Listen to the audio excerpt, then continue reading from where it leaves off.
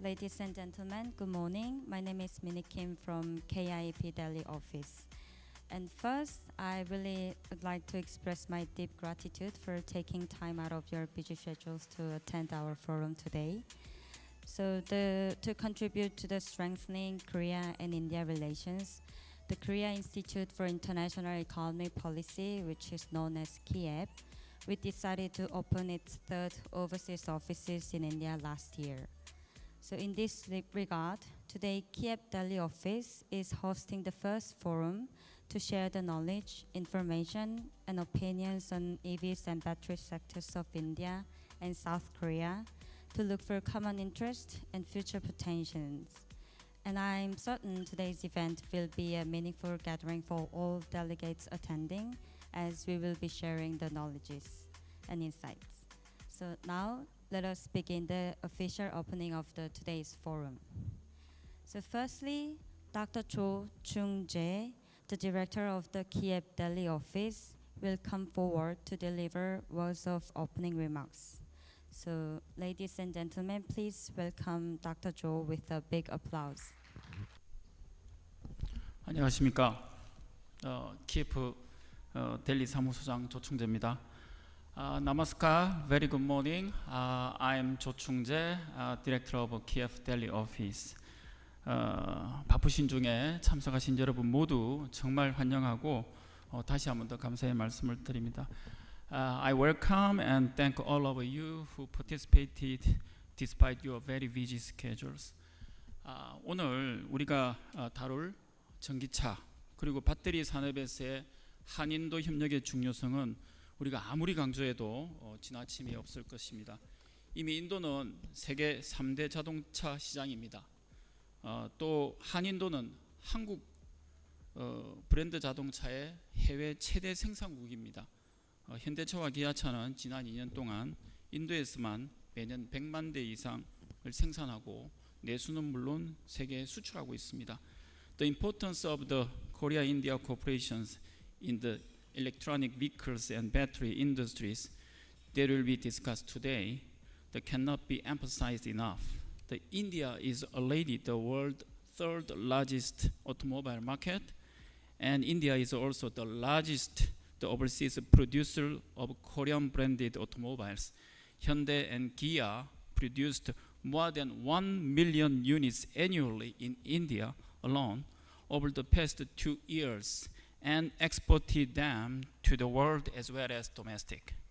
이런 인도에서 자동차의 전동화가 급진전되고 있습니다. 2륜차, 3륜차에 이어 올 하반기에는 다양한 4륜 전기차가 본격적으로 출시될 예정입니다. In India, the electrification of automobile is progressing rapidly. The following two-wheelers and the three-wheelers various four-wheelers electronic vehicles are scheduled to be launched in earnest in the second half of this year. 이는 전기차 충전 설비는 물론 배터리 수요를 촉진시킬 것입니다. 이는 다시 배터리 소재에 사용될 핵심 광물 개발은 물론 사용 후 배터리의 재활용, 모빌리티 서비스까지 방대한 생태계 구축을 요구하고 있습니다. 인도 정부도 전기차 생산 및 보급 배터리 공급망 구축 지원에 적극 나서고 있습니다. This is driving demand for the EV charging facilities as well as batteries. This ultimately requires the building of vast ecosystem which cover the development of key minerals to be used in battery as well as for the recycling used batteries and mobility services. The Indian government is also actively promoting the productions and distributions of EVs and establishment of the battery supply chains. 오늘 포럼 첫 번째 세션에서는 인도 전기차 및 배터리 산업 전망과 관련 정책을 다룰 것입니다. 두 번째 세션에서는 이들 분야에서의 비즈니스 기회와 위험을 다룰 것입니다. Today, the first session, we will cover the outlook of the Indian EV and battery industry and related policies. And the second session, we will cover business opportunity and risks in these sectors. 다시 한 번 더 오늘 포럼에 참여하신 모든 분들에게 감사의 말씀을 드리고 KIEP 델리 사무소의 제1회 한인도 미래 경제 산업 포럼을 시작하겠습니다. 감사합니다. Once again, I would like to thank everyone who participated in today's forum, especially Kim Ileung, the Minister of the Korean Embassy. Now I would like to start the first Korea-India Future Economy and Industry Forum, KIEP of Delhi office. Thank you so much. So next, Minister Kim Ileung to the Economic Affairs at the Embassy of the Republic of Korea in India will deliver his congratulatory remarks. So ladies and gentlemen, please welcome Minister Kim with a warm round of applause. Good morning and namaste to everyone. Distinguished speakers and guests, ladies and gentlemen. It is a great pleasure to stand before you today at the first Korea-India Future Economy and Industry Forum. I extend my heartfelt gratitude to KIEP, Korea Institute for International Economic Policy, for organizing the timely and meaningful occasion today. I believe this event will serve as a vital platform for collaboration and exchange, bringing together insightful opinions about diverse fields, including industry, academia, and the government. We live in an era marked by constant change and uncertainty. Despite this, we can foresee certain trends and directions that will guide us toward positive transformation. The future industries we are discussing today are crucial in shaping global development in the midst of geopolitical shift, regional uncertainties, and climate changes. As we navigate the fourth industrial revolution, sectors such as AI, semiconductor, rechargeable batteries, clean energy, and quantum technologies are emerging as key drivers of sustainable growth. The ongoing restructuring process of global supply chain emphasized the importance of promoting these future industries and establishing partnership with reliable allies to ensure a stable economic growth. The electronic vehicles and the battery would be one of the best project areas to scale up in the near future. The Korea and India are natural and complementary partners in the pursuit of promoting EVs and the battery industries. Both countries are actively supporting these industries through various means, including financing and R&D. I believe in today's session we'll hear about the policies of both countries and engage in insightful discussions to foster bilateral collaboration in these fields. I will leave the detailed exploration of these topics to main session. Indeed, the future industry encompasses core technologies, which means that beyond economic considerations, partnership must be built on reliability and trust. Korea and India share a historical bond dating back to 48 AD. And since establishing the diplomatic ties in 1973, Korea and India have deepened their bilateral relations, culminating in the special strategic partnership in 2015 and celebrating the 50th anniversary of diplomatic ties last year. This deep-rooted connection, coupled with economic opportunities, will serve as a catalyst for further enhancing our partnership going forward. The first Korea-India Future Economy and Industry Forum event today presents a timely opportunity to foster bilateral cooperation in core industries. I'm confident that this gathering will facilitate meaningful interactions and pave the way for substantial investment in futuristic industries. To conclude, I would like to thank all of you once again. I'm sure that today's discussions will promote collaborations and advancement in future industries between our two countries. Thank you. We have with us today Mr. Bin Junhwa, the director of the KOTRA, Korea Trade and Investment Promotion Agency. We also have Mr. Lee Jae-kyung, the Director of COSME, Korea SMEs and Startup Agencies. Thank you again for all dignitaries for taking time out of your time to join us today. So distinguished guests, ladies and gentlemen, we will now begin the first session. So in this session, we will navigate the future of EVs in India, including market trends, battery innovations, and policy directions. So the distinguished speakers joining us in these sessions are Mr. Pradeep Karuturi from Ola Mobility Institute Foundation, Dr. Anita Gupta from the Government of India, and the Professor Parminder Jit Kaur from the Lal Bahadur Shastri Institute of Management. I will give the floor to the Mr. Pradeep Karuturi, a senior manager of the Policy Advocacy and Research from the Ola Mobility Institute Foundation, to address the current and the future EV markets in India and the global. So please, Mr. Pradeep, the floor is all yours. Good morning, everyone. Thank you, KIEP, for the invitation. Distinguished guests, ladies and gentlemen, welcome you to my presentation on the current and future EVs market in India and worldwide. Little bit of our organization. So I represent OMI Foundation. OMI Foundation is a policy research think tank. It started by Ola, but we are now an independent entity. So we work on intersections of mobility and public good. We have three centers: Center for Clean Mobility, Center for Inclusive Mobility to make mobility more inclusive for people with disabilities and gender. We also have Center for Future Mobility, which looks at drones and also public transport.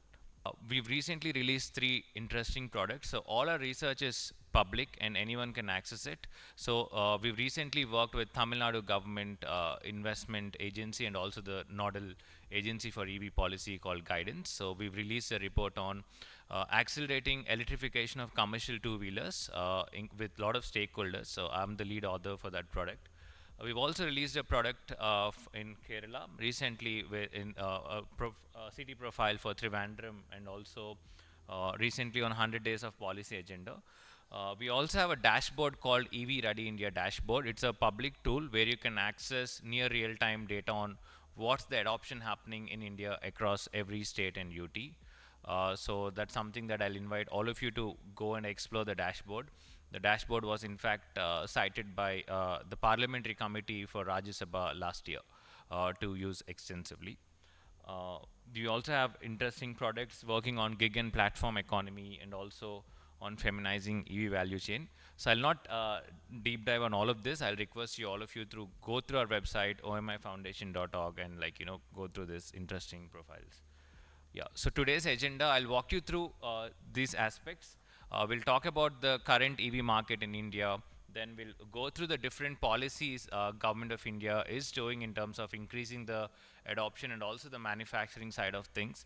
We'll also look into a state, Tamil Nadu, which is now called as Detroit of India because of the manufacturing capacity that they're doing. We'll also a little bit touch upon the global EV market and understand the market trends and predictions and what are the future outlook and prospects. So if you look at the EV market currently, right? So I was just going through Vahan Dashboard. Like Vahan Dashboard is one portal where you can actually track the number of electric vehicles registered in India, and it's completely free. Anyone can access it. So last year, India sold 1.5 million electric vehicles. That's almost 50% up from the year 2022. And if you look at the first 7 months this year, we've already touched 1 million.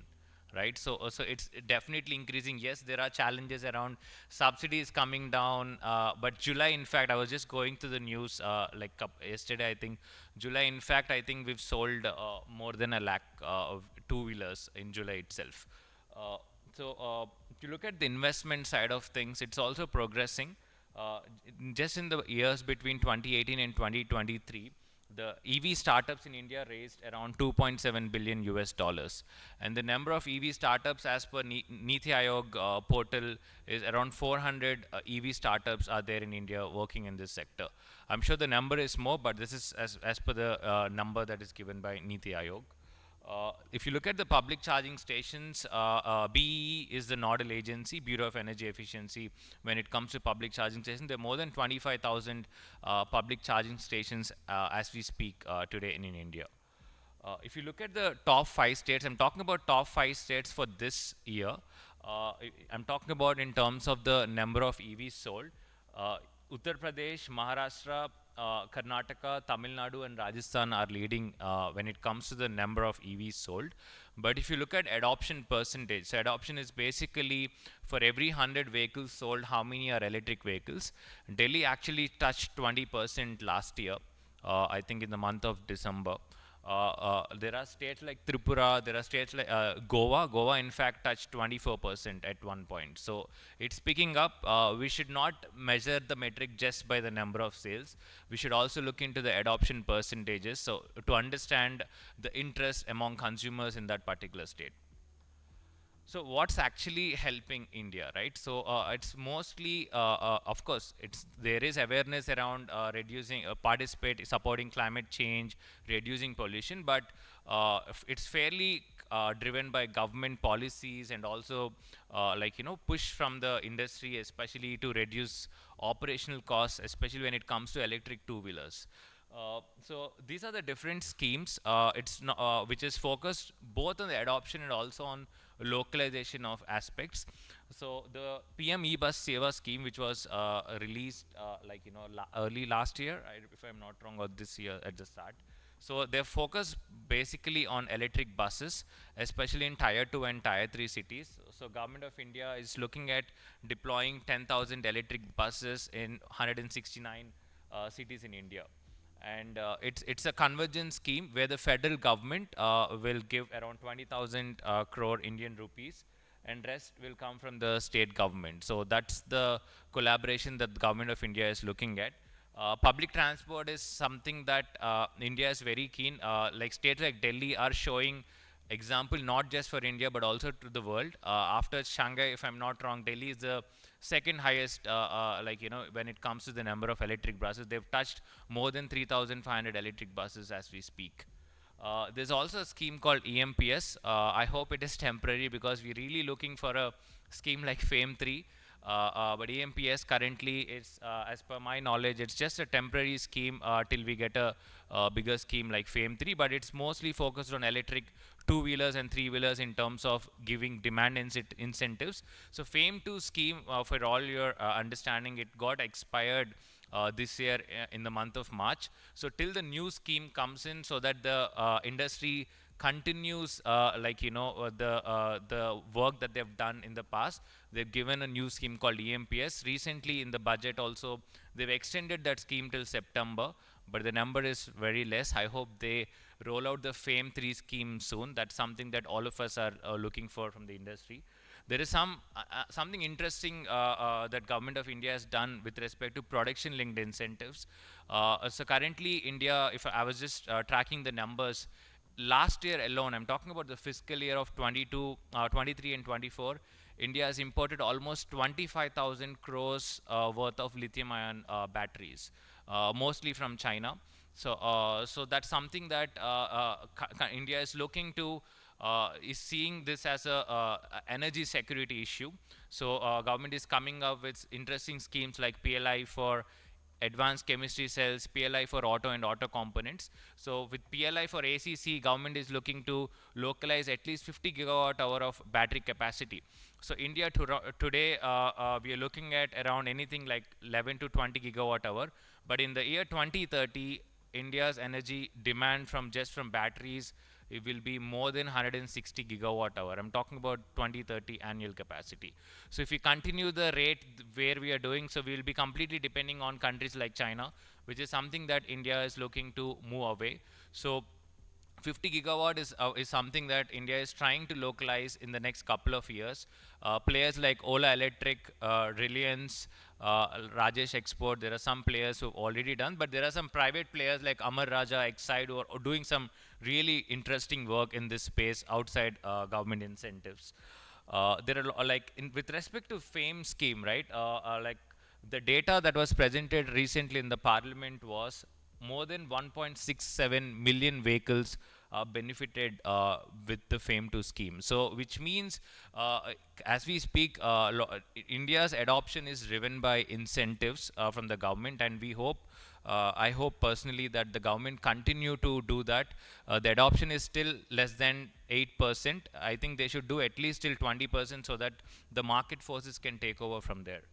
So if you look at Tamil Nadu, I've been working with that state government for the last 2 years, so I can definitely say with much more confidence on what's working well in TN, what other states in India, or like even for that matter, other countries can learn. So TN is not talking about becoming a manufacturing hub of India, but they're actually talking about becoming a manufacturing hub for the entire South Asia as we speak, right? So if you look at the two-wheelers manufactured in India, electric two-wheelers, 70% of them are manufactured in Tamil Nadu alone. So the lights of Ola Electric, the lights of Ather, TVS, all of them are in Tamil Nadu, including Simple Energy is also there in TN. Friends from Korea, Hyundai is also investing big time in Tamil Nadu as we speak. I think they've announced a 20,000 crore Indian rupees investment last year, both in the battery manufacturing and also in electric four-wheeler manufacturing in Tamil Nadu. Vietnamese giant VinFast has also announced a huge investment in Tamil Nadu. So what's actually working in Tamil Nadu, what's missing in other states, and what's working in Tamil Nadu is something that I want you to call for your attention. So the best thing in Tamil, I worked in the government for 3.5 years in Mr. Chandrababu Naidu's government in the advisor to CM's office in his previous term. I understand how things work in the government. Unfortunately, in some states in India, there is no policy continuity. The government changes, the political party changes, and this try to start completely new, right? So that's where a lot of industry finds it very difficult to work with the new governments. But in Tamil Nadu it's completely different. No matter what the government is, who the political leader is, they see that it is for their state, they see it's for their people, their jobs and all, right? So they come together and they continue the policies. I think that's the main thing what is missing in many states, especially the state that I come from, Andhra Pradesh. We've lost 5 years of progress in the previous term in terms of generating jobs because of interesting vendetta politics, the term that we use. I hope that changes in other states. We should see more about progressive creating jobs, not about bringing completely opposite policies, right? So, and the other interesting thing is talent pool, right? So these are high, like when you talk about electric vehicles, you're talking about cells, you're talking about batteries, you're talking about completely new, right? This is something that we need to start from the ground. So the focus of Tamil Nadu on STEM education, on upskilling the existing workforce, the talent pool has already, they've started quite a long way before, and they're continuing to do that, right? They have a separate task force only on upskilling the workforce in Guidance Bureau. So I think that is something that is attracting a lot of pull. And also existing auto cluster, right? So you already have the lights of Hyundai, TVS, all of them. So I think existing auto cluster, closeness to the port, and closeness to the IT center, right? Hosur is the belt where lot of these investments are coming in, and it's just 100 kilometers from Bangalore. So I think all of these things is becoming super attractive for manufacturers. In fact, Tata Motors also announced a huge investment in the last few weeks in Tamil Nadu, again on the electric vehicle manufacturing. They also have a special manufacturing packages. For example, if you want to set up an ACC only for a gigafactory, so they're not coming up with one fit for all approach. So if you want to invest in Tamil Nadu, they'll tune the package according to your needs. So that's something which I felt they're doing something really well. In terms of global EV market, if you look at things are not really great. It's good, but again, if you look at the recent times, pure EV market has slowed down globally. Last year it touched 14.2 million. I'm not sure. I'm a little afraid if it's gonna touch, or it may just pass maybe like a 15 million or 16, because there is slowdown, especially in Europe in terms of EV sales.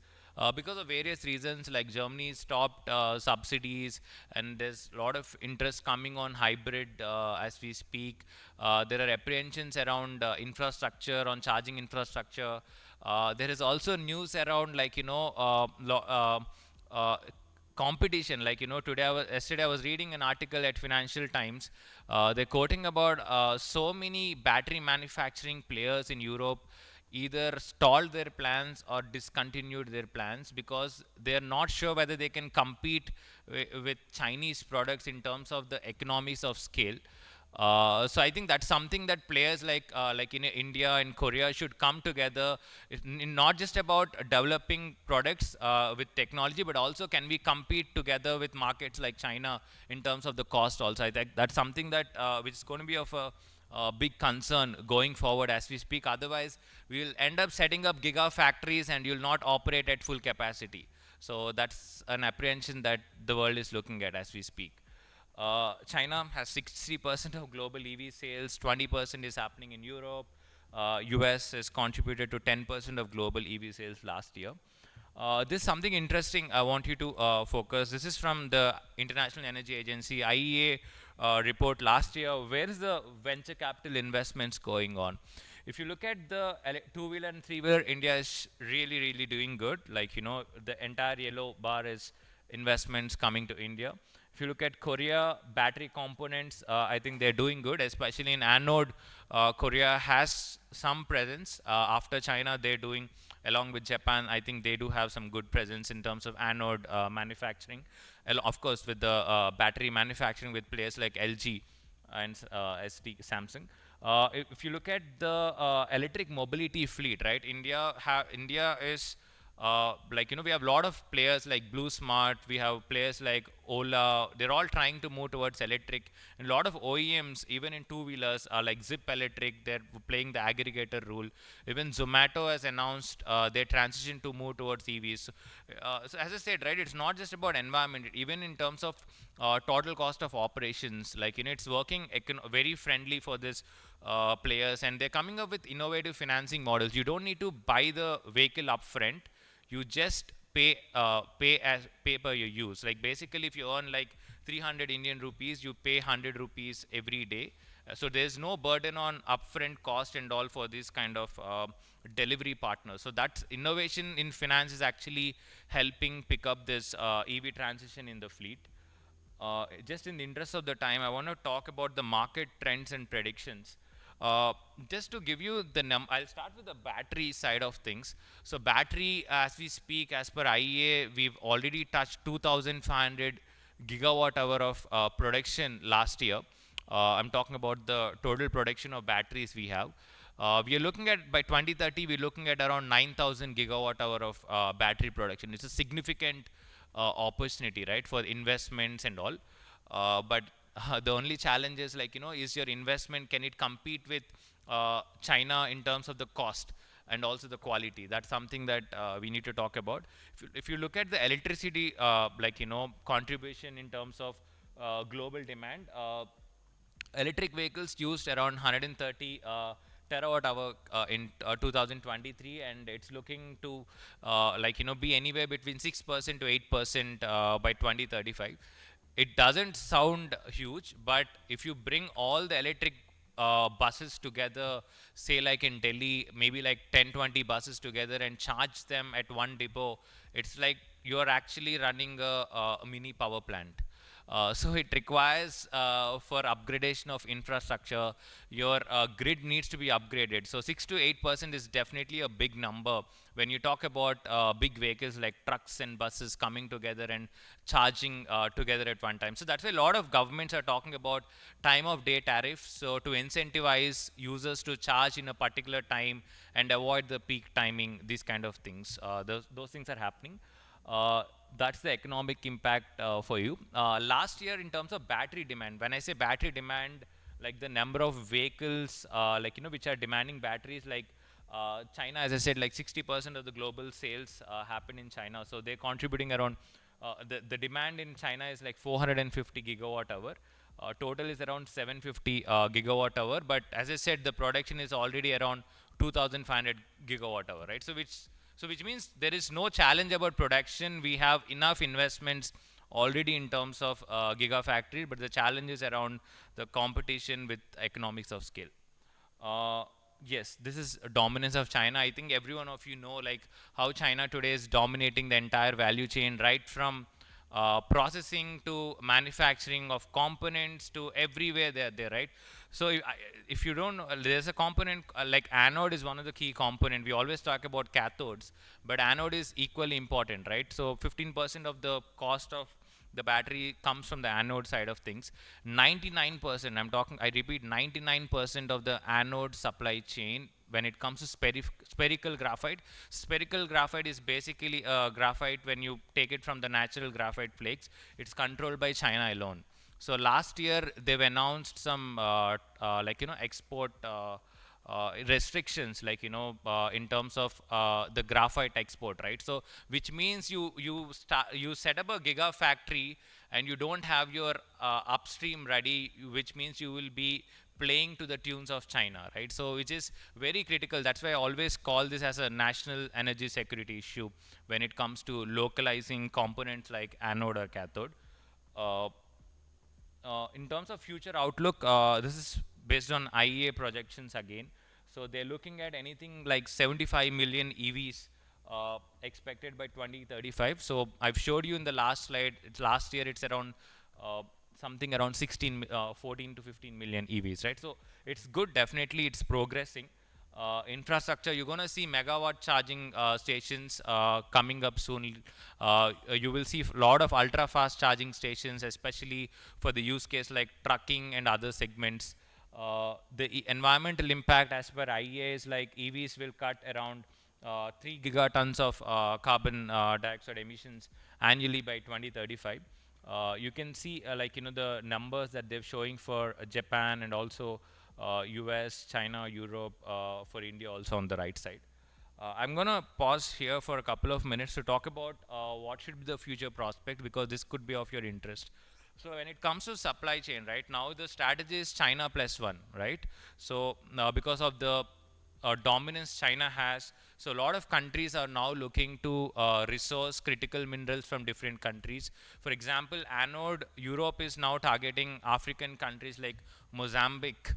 They're talking about countries like for lithium on Zimbabwe and all of that. I think we need to diversify, and countries like India and Korea should come together to identify these supply chains, which are not just for sourcing, but also in terms of footprint, like which are less environmentally, which has less footprint, in terms of less to do with child labor. Like the major issue with Congo is always on the child labor, right? So countries like India and Korea should come together to strategically identify and collaborate with respect to these kind of identifying this kind of supply chains.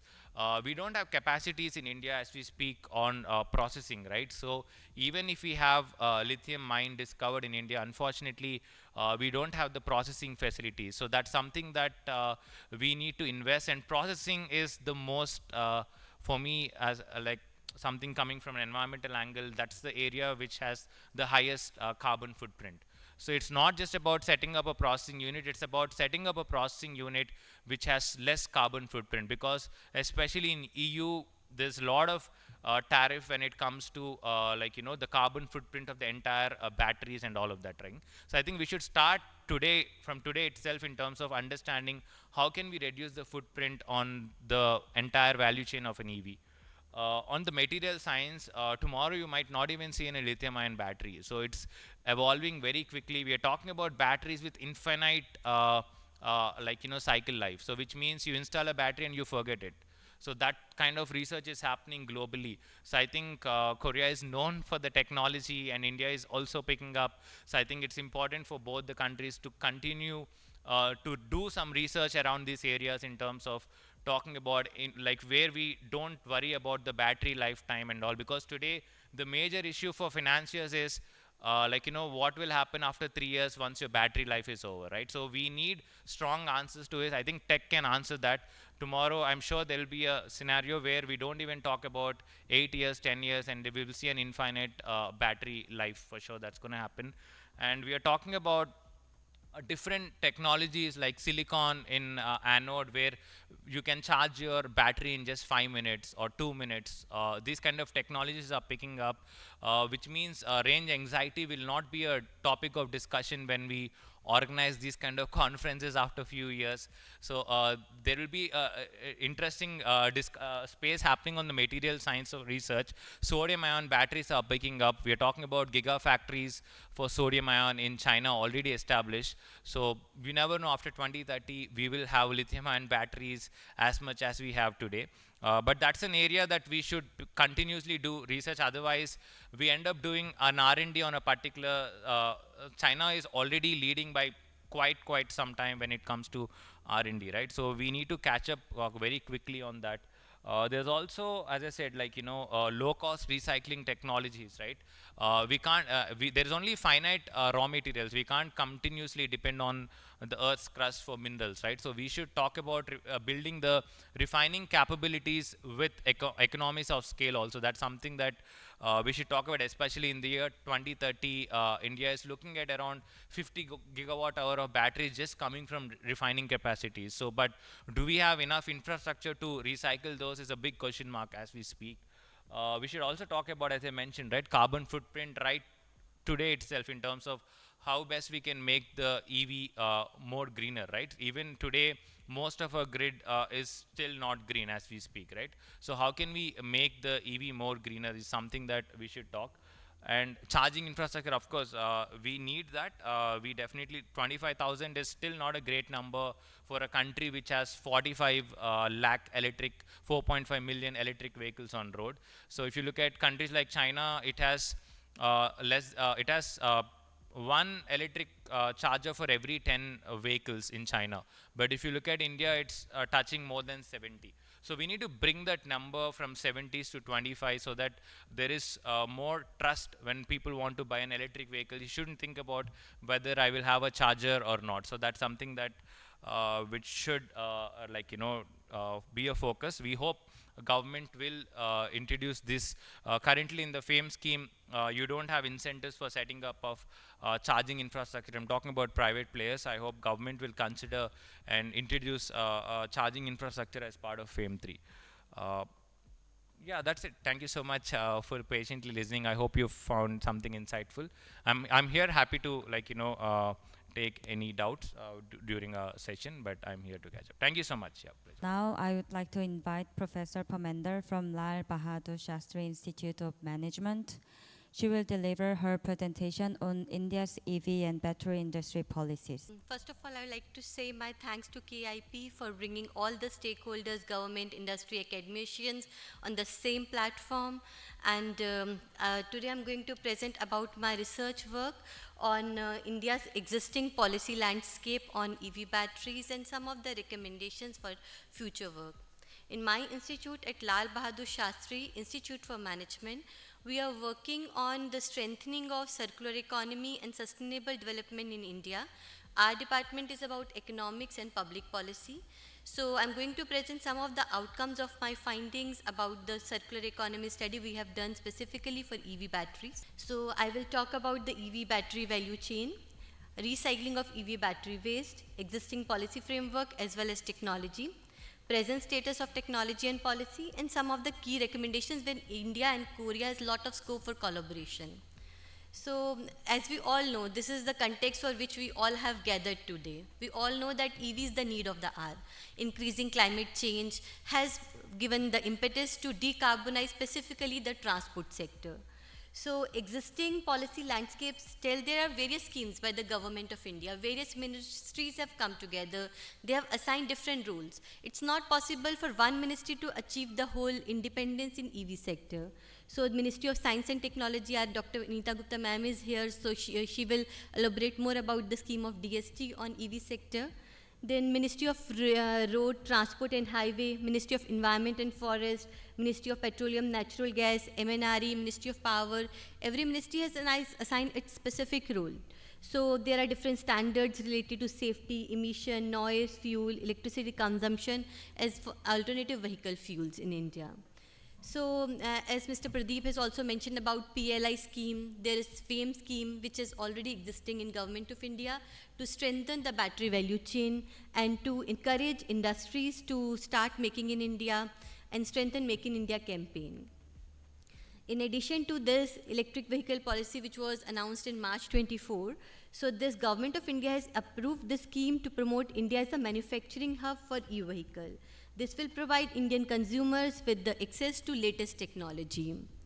In addition to this, latest Union Budget 2024 is also focused on strengthening EV sector. The budget has proposed to start critical mineral mission, and this budget has announced full exemption of 25 critical minerals and rare earth elements from the custom duties. So India has existing EV battery policy landscape is already there. Ministry of Mine has started a scheme where startups are given funding to start like in case they have some project which is in lab scale and they want to strengthen EV batteries and to encourage recycling of EV batteries. So Ministry of Mine is providing financial support as well as mentoring to those startups and entrepreneurs. These kind of initiatives are required to transfer lab scale technologies to the field. Then there is the latest Battery 360 initiative. And this initiative is there to club various stakeholders, industries, government, academicians together on a single platform. The whole purpose of this initiative is to encourage the circular economy in India. So this will serve as a platform for industry players, government stakeholders, research institutes, and technical experts to come together and work together. This is the outcome of one of our study which was published with G20 group. So we have worked on development of resilient EV battery value chain. And in this study, we have studied the whole value chain of EV. So it starts, the value chain of EV battery specifically starts with the extraction of minerals from the mines. Then the selection of various raw materials, then formation of cells which involves the preparation of cathode, anode and electrolytes. Then assembly of cell is done to prepare the battery. Battery is fit into the vehicle, it goes to system integrator and dealer, and ultimately it will stop giving function one day. So once a battery stops giving its function, it can be like some cathode is defective, anode defective, or refilling of electrolyte can be done. This can be done, it can be reused. But then a stage will come when this will also not work. So after that, it can be sent to some secondary life for some stationary applications. But then ultimately for 5 years or 10 years or 15 years down the lane, a stage will come when that battery cannot do any good. It is of no use, so it will go to the landfill. So what will happen to the batteries which are going to the landfill? So development of those protocols should be an important part of our policy right now. It should not happen like after 15 years we are saying that EV is not good because we have so much of EV waste. So Government of India has also guidelines for the management of EV waste. It is the responsibility of producer and they have to collect the battery so that whatever material can be extracted from the batteries, they are sent for the again formation of a new cell.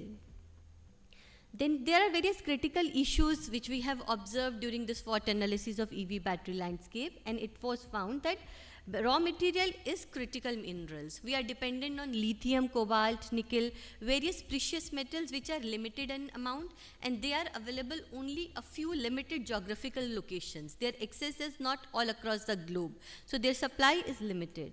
So we have to recover the metals from the waste batteries. It will serve the dual purpose. One, the waste management issue will be solved, and secondly, the waste is generated. So the amount of metal generated is amount of the metal we are preserving. So there are various precious metals. These are the list of the precious metals given by the Ministry of Mines. Various metals like lithium, cobalt, nickel, vanadium, they are part of the critical mineral list issued by the Ministry of Mines. So it's very important to preserve these minerals. In addition to this, because in lithium is an expensive metal, its resource are limited. So various researchers, we have done psychometric studies and it has been found that various researchers are exploring alternative batteries other than lithium ion batteries like lithium sulfur batteries. So lithium sulfur battery has more battery life and it has improved proficiency it can improve the proficiency of the battery. Then according to psychometric studies, various research institutes in India are active like Automotive Research Association of India, IARI, in collaboration with IIT Bombay and CDAC and ISA Bangalore have created an offline real-time stimulator to boost EV sector. Various IITs like IIT Delhi, IIT Bombay, they are working on development of alternative battery system. IIT Madras has developed vanadium redox battery, which has high recycling property, it is easily cyclable, and then this is non-flammable. IIT Kanpur, DRDO, ISRO, so these kind of clusters were emerged out of psychometric study. We have observed that these kind of collaborations are taking place in the country. Then it has been found that it is very important to encourage recycling in EV battery system right at the inception of EV policies. So the Government of India has drafted Battery Waste Management Rule 2022, and this outlines a minimum recovery of 90% materials by 2027. So Niti Aayog has also predicted that EV-based recycling market is going to grow a large by 2030. So different EVs like recycling capacity across the globe is very, very high, and it's going to increase. So in our previous study, while I was working in IT Delhi, we worked on various technologies which can be used to extract metals from electronic waste, which can be applicable for batteries also. While the structure of battery is very complex, so it has to be undergone various kind of pre-treatments before we go for the extraction of metals from EV battery. So first of all, it has to be totally discharged, then only you can consider it for extraction of metals. Then there are various technologies like pyrometallurgical technique and hydrometallurgical technique. These are very well established technologies which are used to extract metals from electronic waste. Like Umicom is one of the company who is working on extraction of metals using hydrometallurgical process. In this, there is a specially designed reactor in which electronic waste or battery, after totally dismantling, after mechanical and electrical separations, the components are put in a specially designed reactor, and it is set to a very high temperature of around 400 to 600 or even high temperatures. And under high temperatures, we can extract various precious metals. Then hydrometallurgical technique uses various kind of chemicals like hydrochloric acid, sulfuric acid to extract metals from the waste. Then there are like Recupral is one of the company who is working on extraction using hydrometallurgical process. Then we have evaluated the relative comparison of hydrometallurgical and pyrometallurgical techniques. Hydrometallurgical technique is, doesn't involve very high temperature, but then there is high consumption of water, and also the efficiency of metal removal is very low. Metals like copper, iron, aluminum can be recovered using hydrometallurgical processes.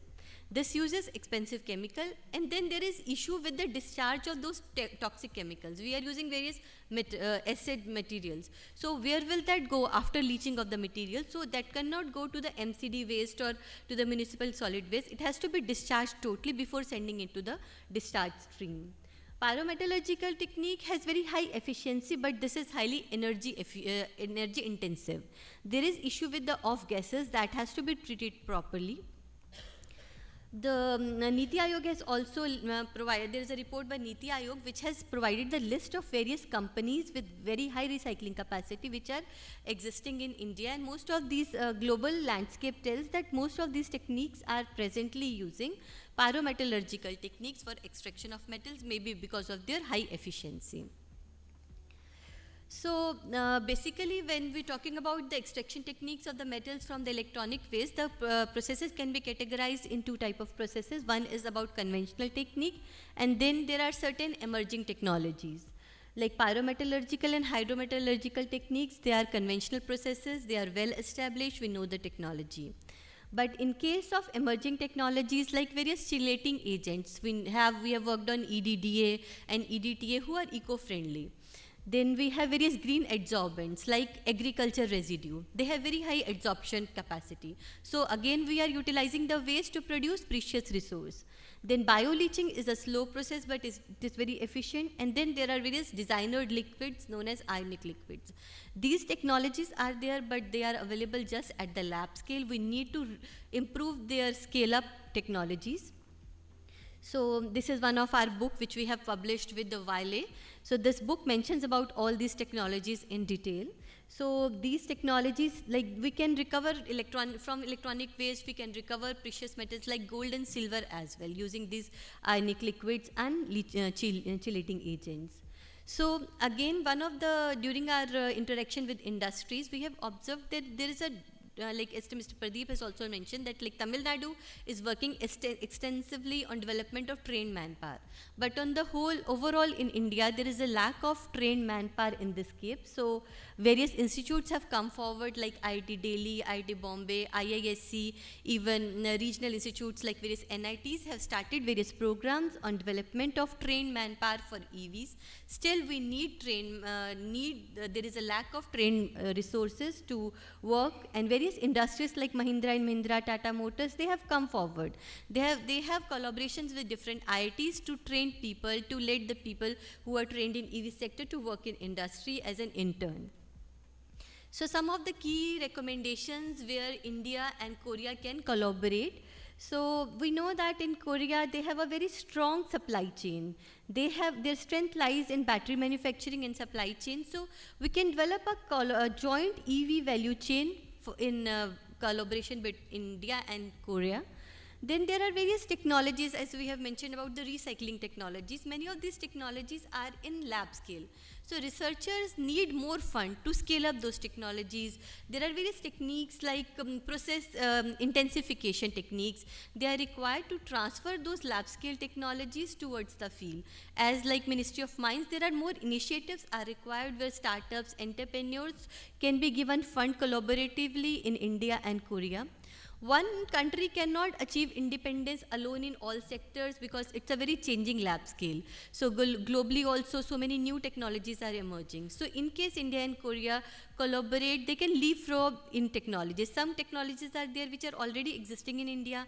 Some technologies are there which are already existing in Korea. So we can collaborate together and we can scale up these technologies and we can leapfrog. So development of new battery chemistry and material, collaboration between the government, industry, stakeholder, researchers, and improving the recycling efficiency, preserve valuable resource of both countries, and scale up of battery recycling technology is the need of the hour.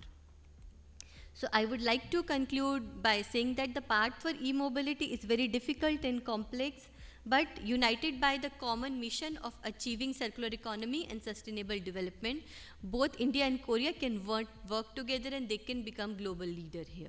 Thank you, everyone. The presentation of the Dr. Anita Gupta, the head of the Climate, Energy and Sustainable Technology Division, Department of Science and Technology of the Government of India.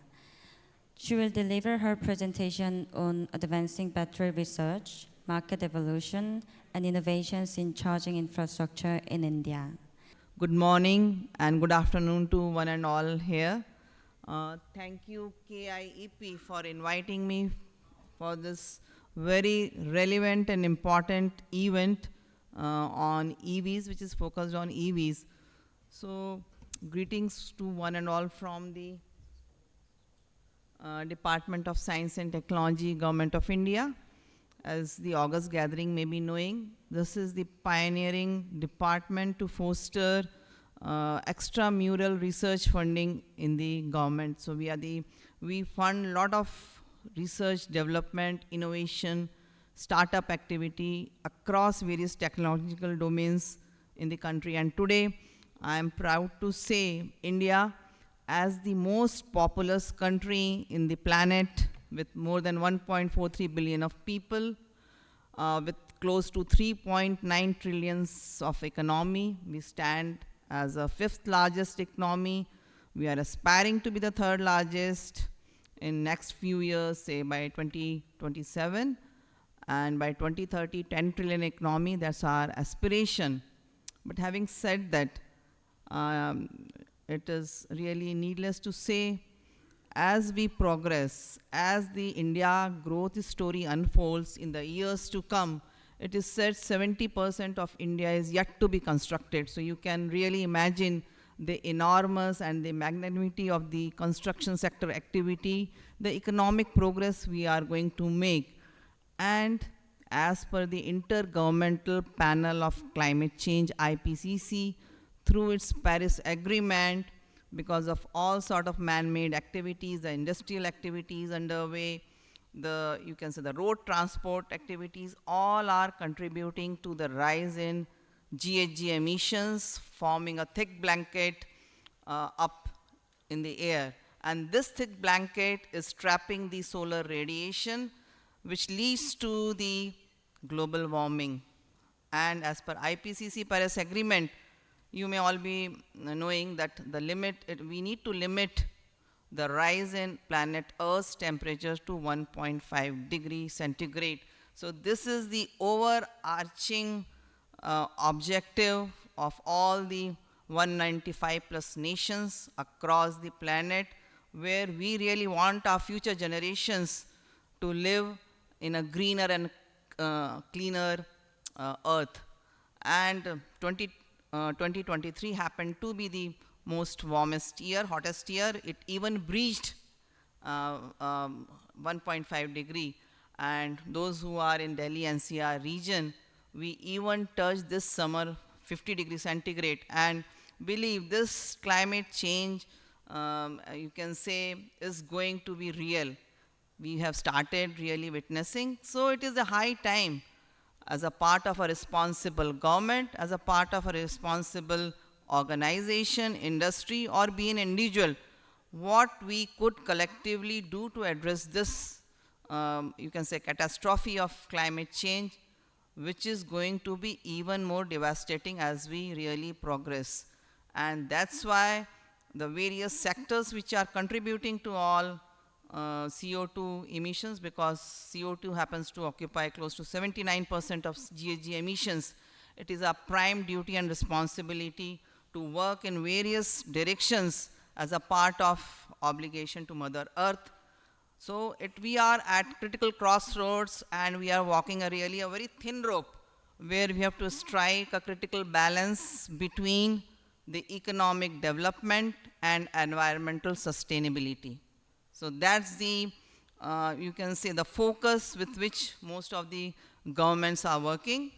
And let me walk you through, as a part of our activity and commitments towards cleaner planet, to really tackle climate change, what activities are underway, and with a special focus on e-mobility. So this is actually a fruit of more than 18 months, a collective wisdom and knowledge of 100 plus, we can say, top class innovators, researchers, startups, think tanks, and you can say policy makers. This was directed by our Niti Aayog to our department to come out with a you can say, white paper, which really focuses on if really India wants to adopt EVs in near future, because we have a target of attaining 30% EV by 2030. So in terms of any developed country, any technology advancement starts with the robust R&D ecosystem. And with a focus on EVs, what India is currently up to, what the future roadmap look like, what areas to be focused on, and what could be the programs and partnership models to be driven to attain the various targets with the countries envisaging. And this white paper has really come out to focus on the key drivers of electric mobility. So these are the, you can say, 5 focus areas which have been targeted, because as you know, current IC engine-based transport sector contributes to air pollution. Currently, it is close to 12% of emissions through road transport sector. So it really, if we make the transportation sector greener through e-mobility, this will result in the kind of benefits which have been depicted through the slide.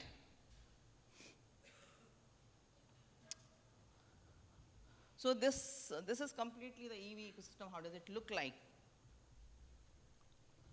So as I told you, we actually, as a part of our coming out with this white paper, we consulted all who's and who, the key stakeholders in the EV domain. And it's a fusion of both when we are talking about the transportation sector as well as the power industry. So we have to really have synergy between the two, because if we talk about the charging infrastructure, and even for the integration of renewables, smart grids. So all those activities will come into play, and the power, you can say power electronics, traction motors, converters, inverters are also a bridge between how do we really carve out a very strong and robust EV ecosystem. So these are the areas which our white paper focused on. It's already available. Soft version is available in our website. My colleague Suresh can share the link, how you can download, where you can download. So these are the key, because battery happens to be the heart of EV. Close to 40% of the cost is attributed towards the battery cost. And currently, if you really have the SWOT analysis of the battery ecosystem, EVs actually, India does not have the cell manufacturing capabilities. So this is the foremost recommendation. How do we come out with the manufacturing capabilities in terms of the infrastructure? What could be, so from powder to power is the focus area as we speak now.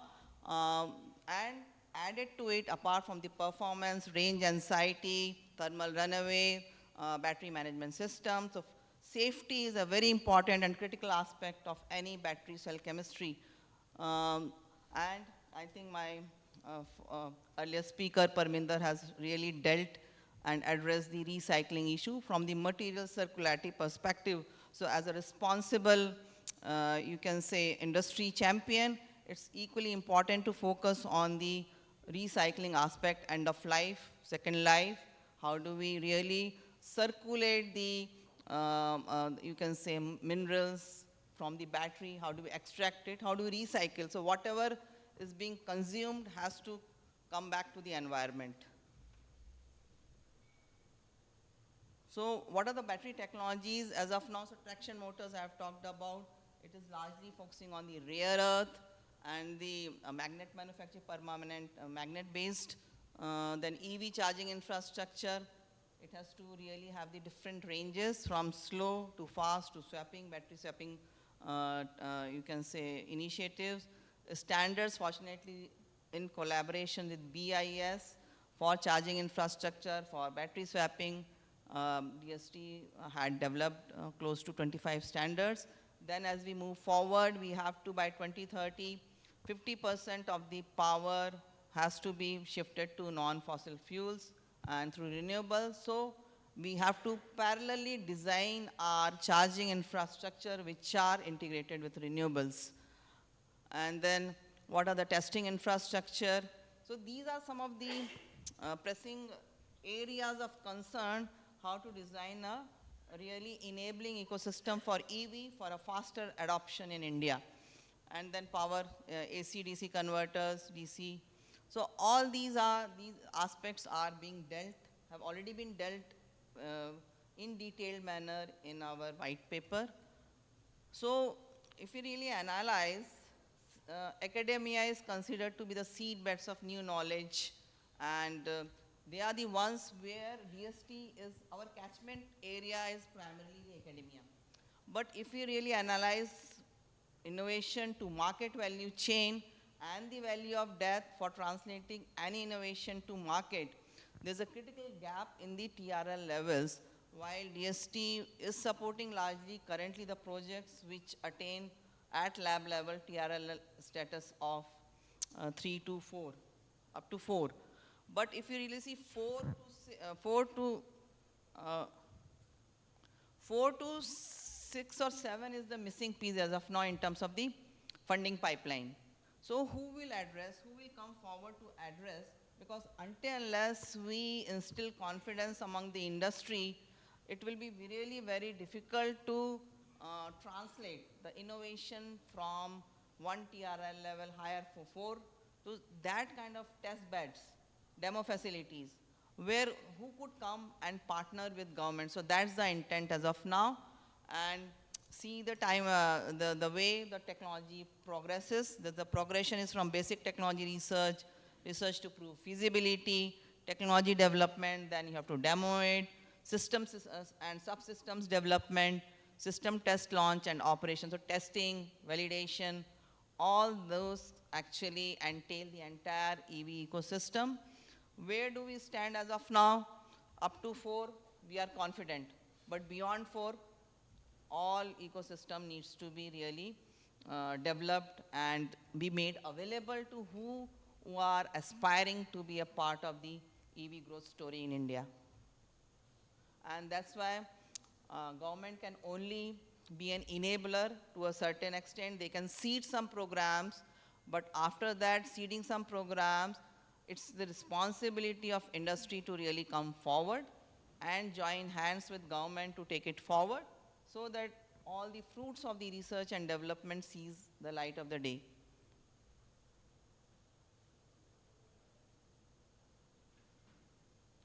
So these are in terms of how do we advance from various TRL levels, which has been briefly shared, but like TRL level 4, 5, 6, these are some of the aspects, like how do we convert like multi-layer to gel rolly cells, 2 to 10 H capacity, roll to roll coater, clean room road. So these are some of the infrastructure which we really need to create. What would be the cycle life, how many cycles, representative of production rice cells. So gram to kgs, then what will be the test bed or test demo line would look like, what capacity, it is 20 megawatt hour or it's a 40 megawatt hour, 100 megawatt hour, where industry, academia, government can really infuse the funds and actually enable our innovators, startups, industry to come forward, test various sort of cell chemistries, and then be confident enough to hit the market. So commercial production, TRLS 7. So these are the various stages how the innovation progression takes place when we really talk of the cell manufacturing or the battery. So R&D cell fab, prototype cell fab lab. DST post-release of white papers, we have done extensive consultation with global experts, Indian experts here, and we are actually in the process, we are in the advanced stages of coming out with a dedicated program to serve the missing piece in the innovation value chain, targeting the TRLs 4 to 6. But I would urge upon industry to really come forward in this, you can say, in this total development of the EV ecosystem. And we will be happy to take forward and be part of the EV growth story collectively. So these are some of the problem statements which we are targeting on. These are close to 7 bullets, starting from tropical conditions. India has a very difficult climatically, more humid, more hot and humid is the, you can say, the key criteria, whether they can withstand such kind of climatic conditions. Then we are heavily dependent on imports. And then I've already talked about TRL levels. What could be the key cell raw materials, battery safety standards, reuse, recycling. So these are some of the, so we need a clear roadmap. As you know, currently the gold standard is lithium ion. What are the other technologies which are underway, whether it's LFP or it's this NMC, but silicon blends are talk of the town currently. Moving from that, it's the solid state, lithium sulfur. These are the areas of, you can say, for us blue sky research, which we'll be focusing on. But we need to really focus on sodium ion as well. And we have a couple of startups, which are faculty-driven startups based out of various IITs. They are actively working on sodium ion as well. Each comes with a unique, you can say, in terms of the power density, performance. So all these factors are to be really taken into account from the commercial perspective. And ultimately, any technology which has to hit the market, there are 3 A's which really are important. How the technology to end users should be affordable, accessible, and available. So 3 A's are the critical aspects of any innovation to hit the market. So what we envisage as a part of our focused intervention in driving the EV programs, TRLL 13 is already, up to 4, we already taken care. We are actually planning to have a prototype cell fabrication and testing center, As a national facility, it could be 1 in number, it could be 4 in number. So what the geographical mix we have to decide. We are all actually focusing on the manufacturing innovation, new equipment design, implementation EVs in terms of cell pack modeling, onboarding diagnostics, and I think the few weeks back we were part of a WRI event where 360 battery alliance was really formed, which is actually the way from cradle to grave, from the birth of a battery to the end of the battery in terms of recycling. Raw material, so there's a critical aspect, all these in terms of if we are heavily dependent on critical minerals and rare earth, how do we move away from the dependency? Because India does not have, we really import all these minerals from South America to Australia. How do we really come out with different, you can say, alternative to these critical minerals and the processing technologies thereon. So all these are current focus areas of Government of India. I've already talked about sodium ion, solid state electrolyte, lithium sulfur, metal air. The Chinese BYD has come out with battery technology as a part of a game-changing technology they claim to be in terms of thermal management and battery management. So what are, even I think Tesla is also coming up. So one of the critical bottleneck in terms of EV adoption from the customer side, customer does not understand the battery part. They see where I could charge, so what is the range anxiety, if it is an intracity travel, where are the public charging infrastructure available? Because government intent currently is to focus on two-wheelers primarily and the public transport buses, e-buses. 800,000 e-buses have to be really be on roads by 2030.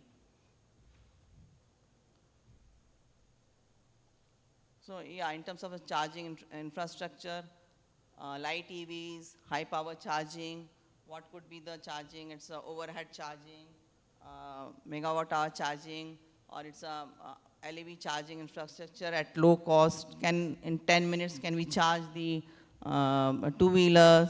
And in terms of interoperability, what solutions we could address?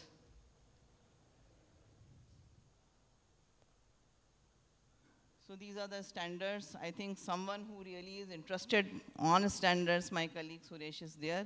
He was the person behind in developing these standards. So standard for dual gun charging for e-buses, then interoperable battery swapping for 2 and 3 wheelers, standard on pantograph charging of e-buses.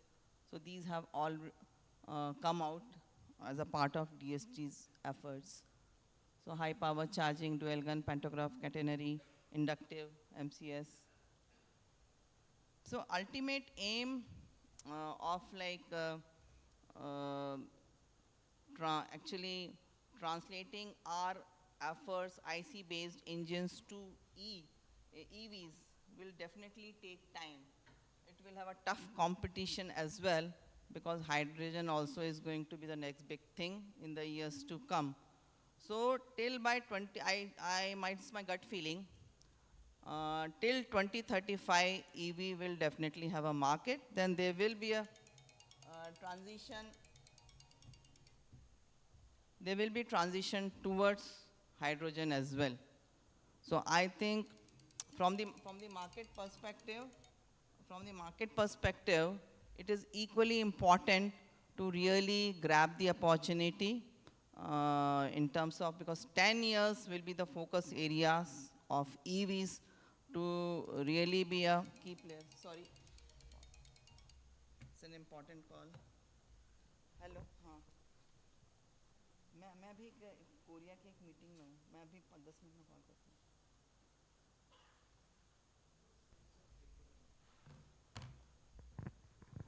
So another aspect I would like to highlight, as I've told you, that government can do its bit only in seeding the enabling policies, coming out with certain programs which actually enables our research and development community or even startup community to experiment with their innovations, test their innovations. But really to hit the market, we need industry support on equal footing, on a matching level. And that's why we have a new entity under the direction of our Honorable PM, ANRF, which stands for Anusandhan, means research, National Research Foundation. So ANRF is the body which will actually, I think, close to 70% of the funding has to come from industry. 30% government will chip in to support market-driven research across the domains of technologies, and clean energy, clean transportation through EV will one of the focus area of intervention. So with these words, I think the next decade is going to be really exciting, and as a part of our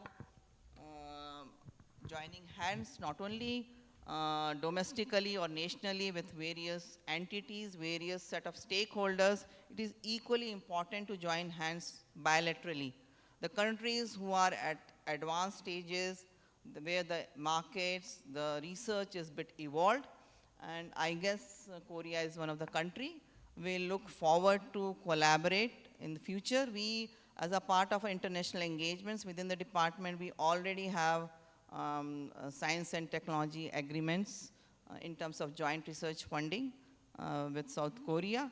Our embassy based out of Seoul is also really looking forward for future collaborations, be it like research or be it from the industry side. So G2G, B2B, these are the avenues as a part of our bilateral collaboration. And I thank you one and all for patiently listening to my talk today. So now there will be an open discussion moderated by Dr. Cho, Director of KIEP Delhi office. So I kindly ask the speakers of the first session to come forward to the stage. Thank you. First, I would like to sincerely thank you for your very wonderful speeches, and especially the Anita Gupta. In spite of very busy schedules, thank you so much to please attend our forum and give good presentations. Including me and all of the here, we have already broaden and deepens the knowledge on the EV and batteries in India market and industry especially. But we have so many questions. But the problem is we have the limited times. We already spent the given time at this moment. And also I have around the 20 the questions in the advanced questionnaires. So I pick up around the 2 or 3 questions first, and then I would like to open the floor from your side also. So please please keep the answers very short and to the point first. The first question is from our pre-questionnaire. What are the difference between the global EV market and the Indian EV market? What is difference? You already covered some the global market, but if you have some differences compared to global market or some developed the market, please explain. If you look at the global EV market, I think countries like especially UK, EU have been very aggressive. If you look at, they have clear targets, like after 2035, you can't sell an ICE vehicle. After 2030, you can't sell an ICE vehicle in UK. So I think India, it's still not there. We do have 30 at 2030, but it's still a kind of an aim. But it's not like something like a target something. I was talking to some industry friends also during the break. I think a clear mandate or a number, if the government can give, that helps the industry also to plan their infrastructure, plan their manufacturing capabilities accordingly. Otherwise, sometimes you will get ethanol, sometimes you will talk about green hydrogen, sometimes you talk about electric vehicles. So industry, and these are not all the same technologies, right? You need to invest a lot when you want to get into these technologies. So there is always a technology risk if you don't come up with a number. I think that's something that which is missing, and I hope we get that number.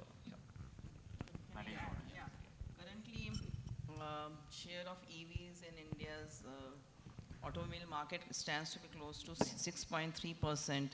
As you rightly pointed out, Europe is much more faster in adoption, and so is the case with US as well, where Tesla is the dominant player, close to having 75% of market share.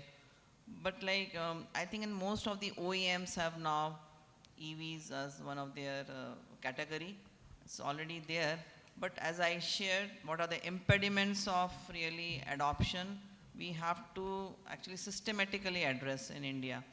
And in terms of Department of Heavy Industry, which is a nodal body for EV related, you can say, adoption, they are, in terms of policy, from the customer perspective, they have the FAME. So FAME version 3 is also will be launched soon. I was a part of the government-led discussions in this domain. But like subsidies are not going to stay for long. It will be progressively tapered down. But there are good news is that we had seen good year-on-year increase of EV sales. So if you go by the sales stats and the numbers, there's a positive sign where it actually is indicative of year-on-year growth where India is adopting to, because it is a preferred mode for intracity travel, given the range it can offer, the current batteries can offer, and given the charging infrastructure as of now. But if we progressively adopt to EV charging infrastructure coming up, I think we will see progressively better adoption and in the EV domain, and market currently is close to 100 billion USD, which is forecasted. So that's a good from the market perspective. Dr. Kaur, can you add some more? Yeah, this is true that like scenario is quite different in India, because one of the reason could be India is a very diversified country and every state has its own policies, while center has its own priorities and guidelines, but every state has its own state specific policies. So these are some issues. So like we are going to develop a very robust ecosystem. So over a period of time it is expected that we are going to overcome these troubles. The second question is related to the government support the schemes. Are there any policies related to the EVs and batteries reflected in this new union budget? So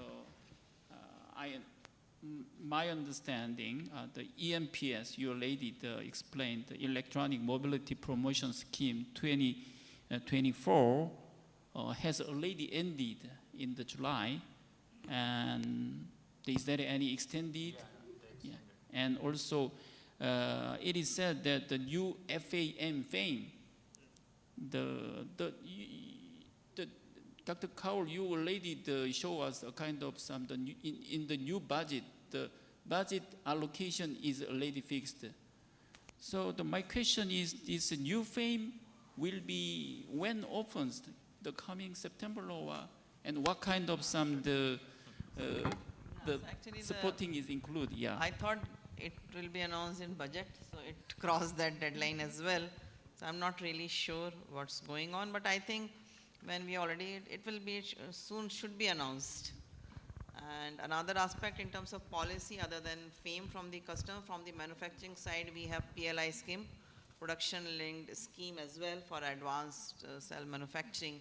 So these are the two enabling policy, one targeting at the manufacturing level, another targeting, because even for PLI scheme, whatever, if you are getting imported technology, you have to showcase certain local value addition. So LVA is also a critical aspect where innovation becomes critical and engagement with Indian industry, you can say research community also as a part of it. And what we envisage also, can we come out with a EV valley cluster, some innovation valley cluster in the future where you can demonstrate end-to-end kind of activities? Okay, the last the questions from the pre-questioner is it is related to the ecosystem in India, the EV and battery with Korea, with partnership. So Dr. Kaur, you already mentioned a kind of joint R&D and the technology transfer from Korea to India and the supply chain the integrations. So is there any something more to add or from the Anita or the Pradeeps? If you really talk about the first thing which DST really, through our existing programs and initiatives under bilateral with Korea, could be, as she has rightly pointed out, could be joint research collaborations. We sit down and come out with the areas of, you can say, importance to both the countries, and where our Indian researcher community can really join hands with Korea. There could be, you can say, a know-how transfer. They could visit their facility, they could, so this is the standard format how our international bilateral joint researcher funding happens. So there's nothing new in that. Only thing is the areas have to be identified, and when our ambassador last few months back had visited Seoul, I think as a part of joint declaration, EVs was one of the identified area of joint collaboration, so apart from hydrogen. So these two areas in the clean energy domain were actually listed as a part of record of discussion. So definitely EV is the focus area for joint collaboration, whether it's we need to really learn what kind of battery industrialization centers are put up. How do you have the triple helix government, industry and academics joining hands, particularly in the battery domain, to advance the innovations and research, where industry really is the beneficiary? How does that model works? How can we really learn and emulate some part of that model back in India? Or what are the good practices of managing such kind of centers? How do we really minimize the timelines to translate research to market? What are the IP protection practices? So all this stuff is actually going to be a part of our joint collaboration. It's a learning. The countries which much more advanced and evolved, we will be sort of a learning. So it will be we will be going through a different learning curve in this domain in joint collaboration.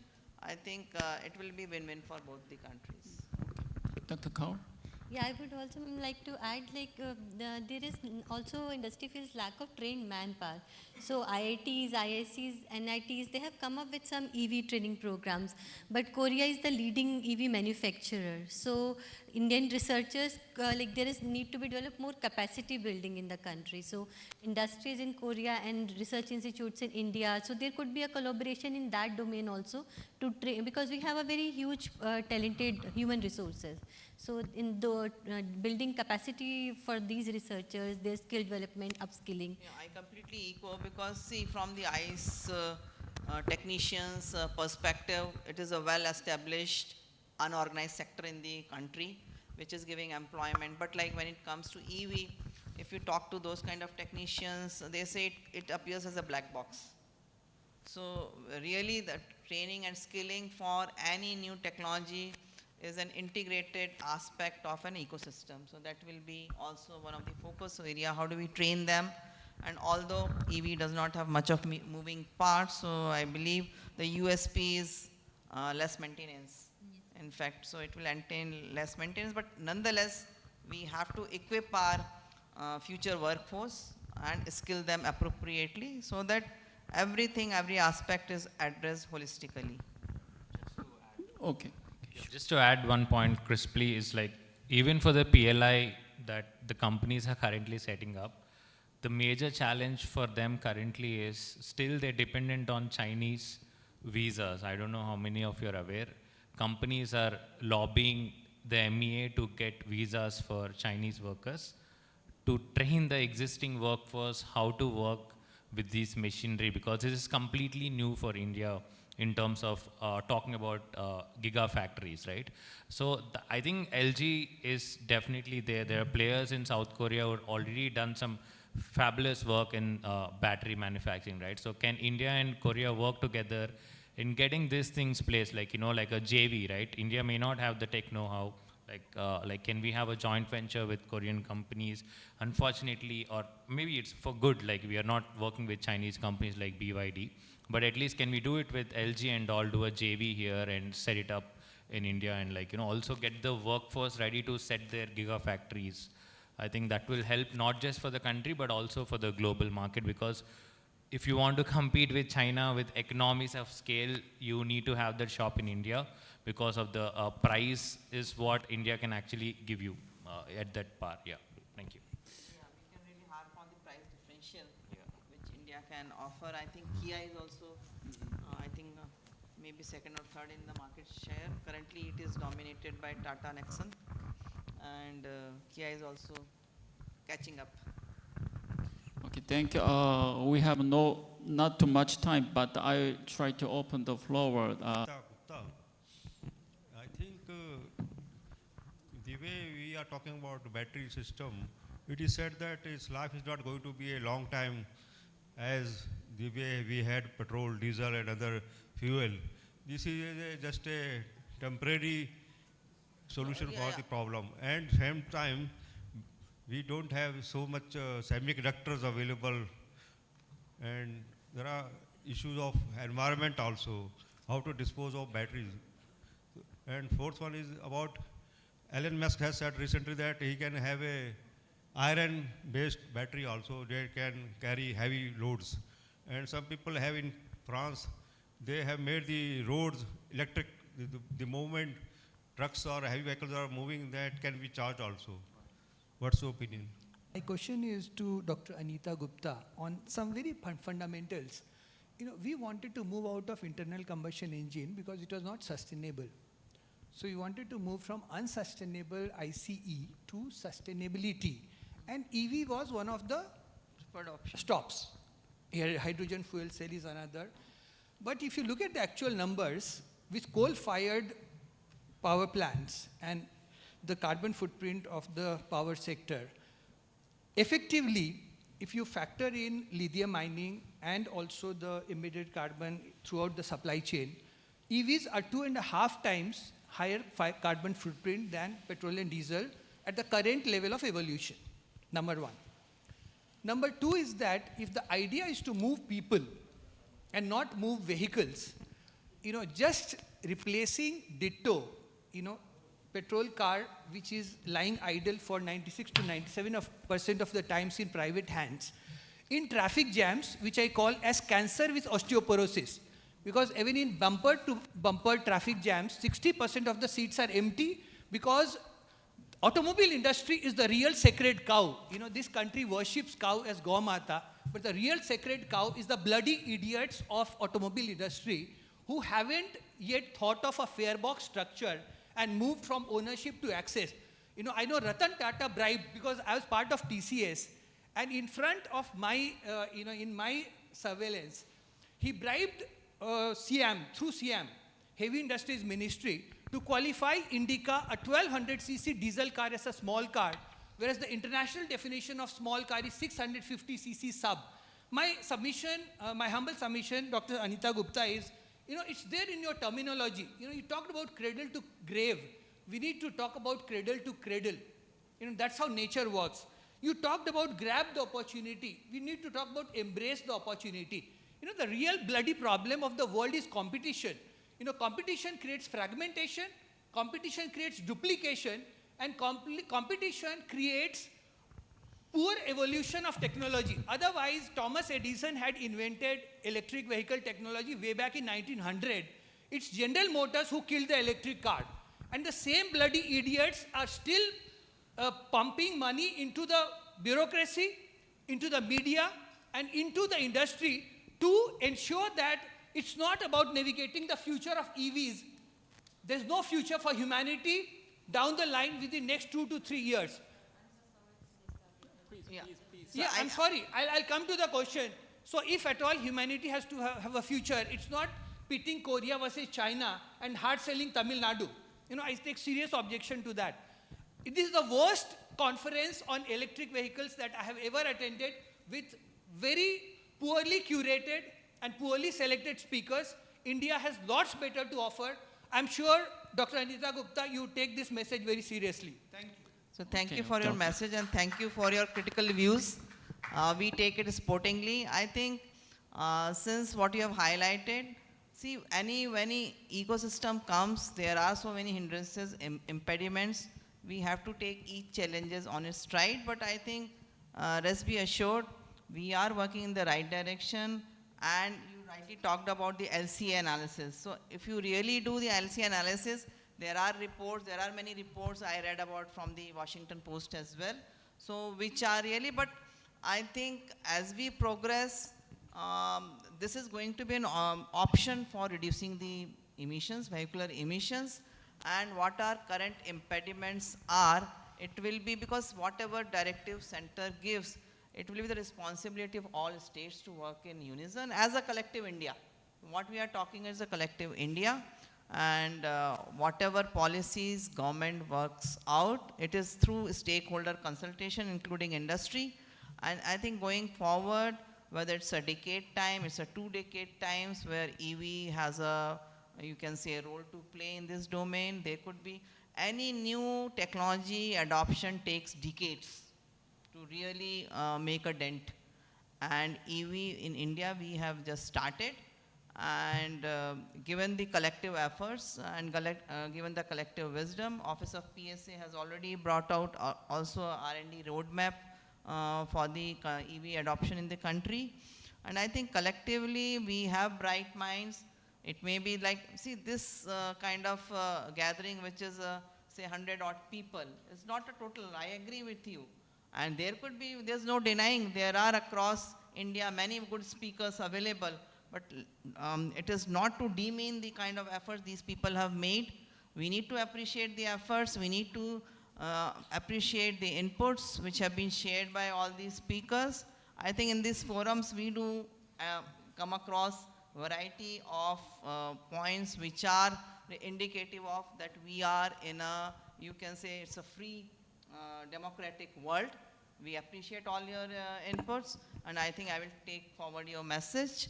And collectively we are there to work with all of you to make our ecosystem much more conducive, enabling through variety of programs, through of enabling policy interventions, and first and foremost will be the partnerships which will drive the ecosystem to take roots for EV in India. So thank you.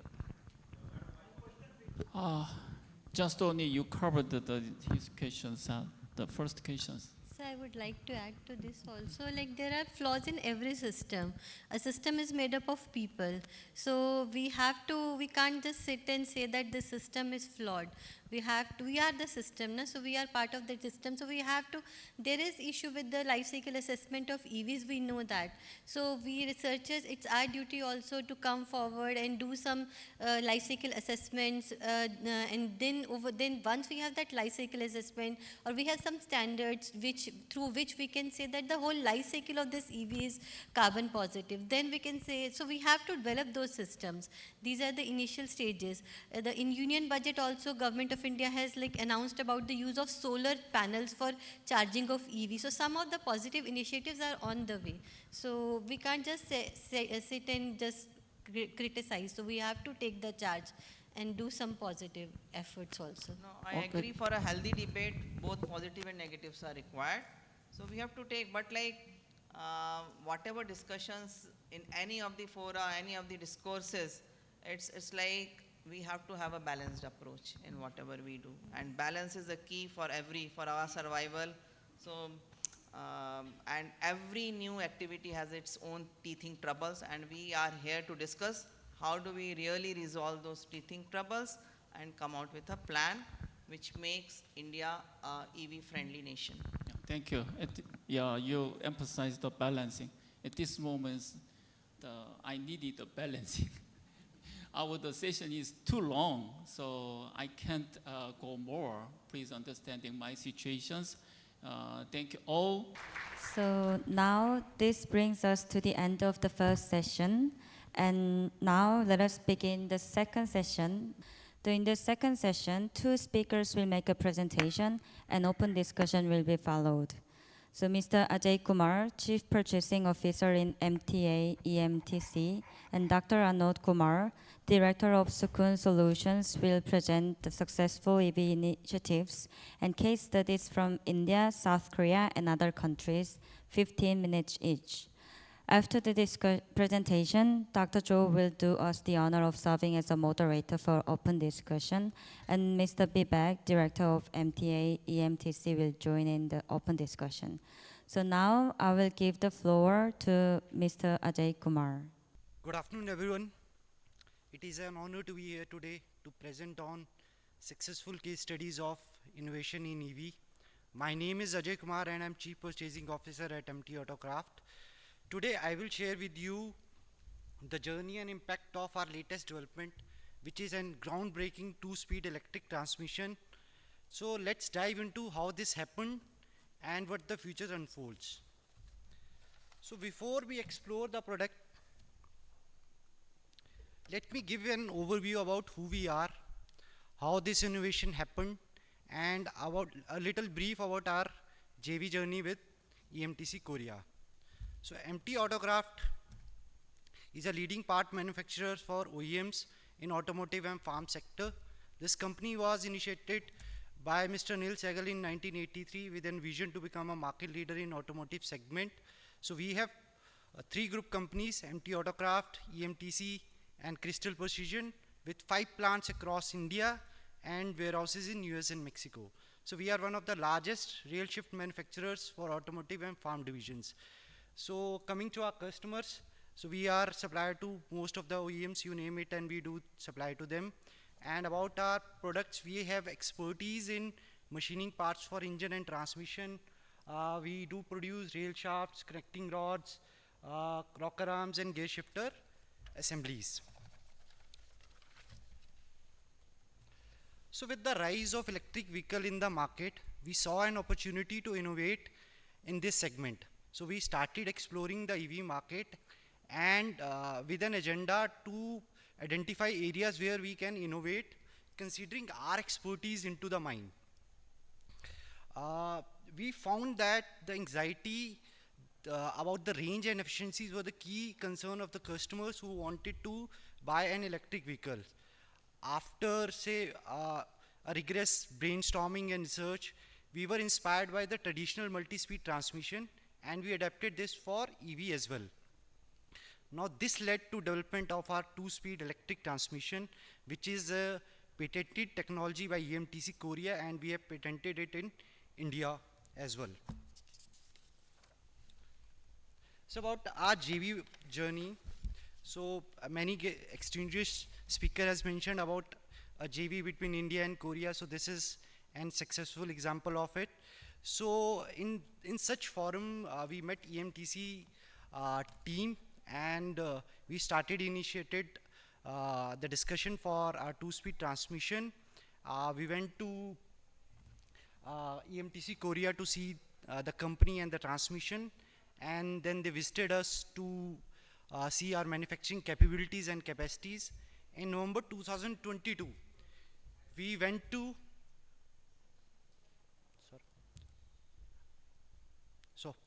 in November 2022, MT Autocraft and EMTC went to sign a JV to manufacture 2-speed transmission in India. And after, say, 1.5 years of rigorous development and testing, we are about to go for a mass production, and we are very confident that we'll be achieving benefits to EV sector with this development. So now turning our focus toward the product itself. So we have developed a 2-speed automatic transmission with 4 different products. The hub type is the one which fits into the rear wheel of a vehicle, and it is more suited for scooters. Then we have a mid-drive type transmission, and these are suited best for motorcycles.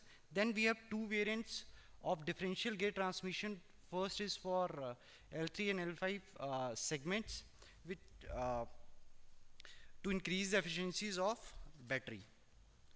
Coming up to the technical specification of our product, so the even which is for scooters, we offer a gear ratio of 1:1.8 at low speed and 1:1 at high speed. Similarly, for P2, the gear ratio is 2.57 and 1. And subsequently for E3 and E3 dash, so we offer a gear ratio of 1:15 for three-wheelers. So this gear ratio allows us to reduce the battery consumption and give us a smoother acceleration.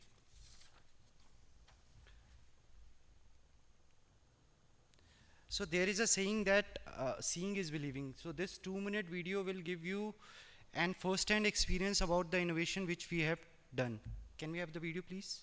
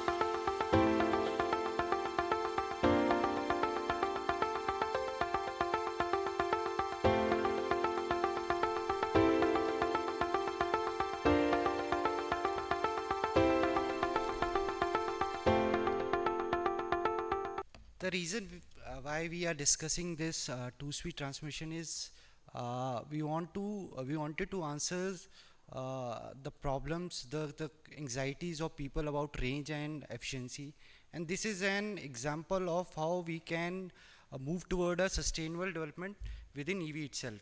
Say if we are able to increase the range by 20%, then we can reduce the battery size, and in terms we can work upon, say, carbon footprint also. So talking about the benefit of our two-speed transmission, so it improves the gradability by 15%, 15 degree. It gives an extended range of, say, between 15 to 20%. Then it enhances the motor performance, gives a smoother acceleration, and we have kept the design very modular and compatible to all the vehicles which are available in the market. Sorry. So in conclusion, our groundbreaking two-speed electric transmission is an development which will help the market to attract more EV customer as it increases ranges and benefits overall market. As we go into mass production, we not only intend to supply these transmission to India, but we are planning to export as well. We are also enhancing our relationship with motor and motor controller suppliers to expand the market reach. So with this, I would like to thank you everyone for patiently listening to this presentation. So this is a example of a successful JV between India and Korea to work upon the EV segment. Also, I would like to extend and welcome an invitation to everyone to visit our facility, which is in Manesar, to see the revolution in action. Thank you everyone. Next, Dr. Amod Kumar, Director of Sukun Solutions, will make his presentation about EVs for farmers. So please welcome him on the stage. Good afternoon, brothers and sisters. We are here to discuss something extremely important for our coming generations. So, I'm a medical doctor. I can understand the importance of environmental sustainability and its role in human health and also on the entire planet. Sukun Solution is one of the company which we have set up because of my passion for environment. I had to do it, so I am doing it with the support of a lot of friends. Next, please. So it starts with empathizing with the farmers. As we are seeing that small land holdings are happening, increasing fuel bills, day by day drudgery of farmers is increasing because of heat is increasing, and the ultraviolet light is falling on the planet with unprecedented magnitude. And then farming mechanism is reaching beyond the reach of farmers because of low income, and multiple farming operations need multiple machines. So these are the problems with the IEC machines. Tractors, tillers or weeders they use. There are a lot of health hazards, noise, vibrations and fumes. We see a lot of illnesses among the farmers because of these issues. Then economic problems are there, high fuel cost, extra travel to filling stations, high maintenance cost and poor longevity of equipments because they need a lot of maintenance. So as brother was saying that this is a problem that EV is producing almost similar pollution, but it's a big myth being spread by certain researchers. As I saw in regarding the smoking, there were a lot of research papers were coming showing that smoking is not dangerous or smoking is helping the economy and like that.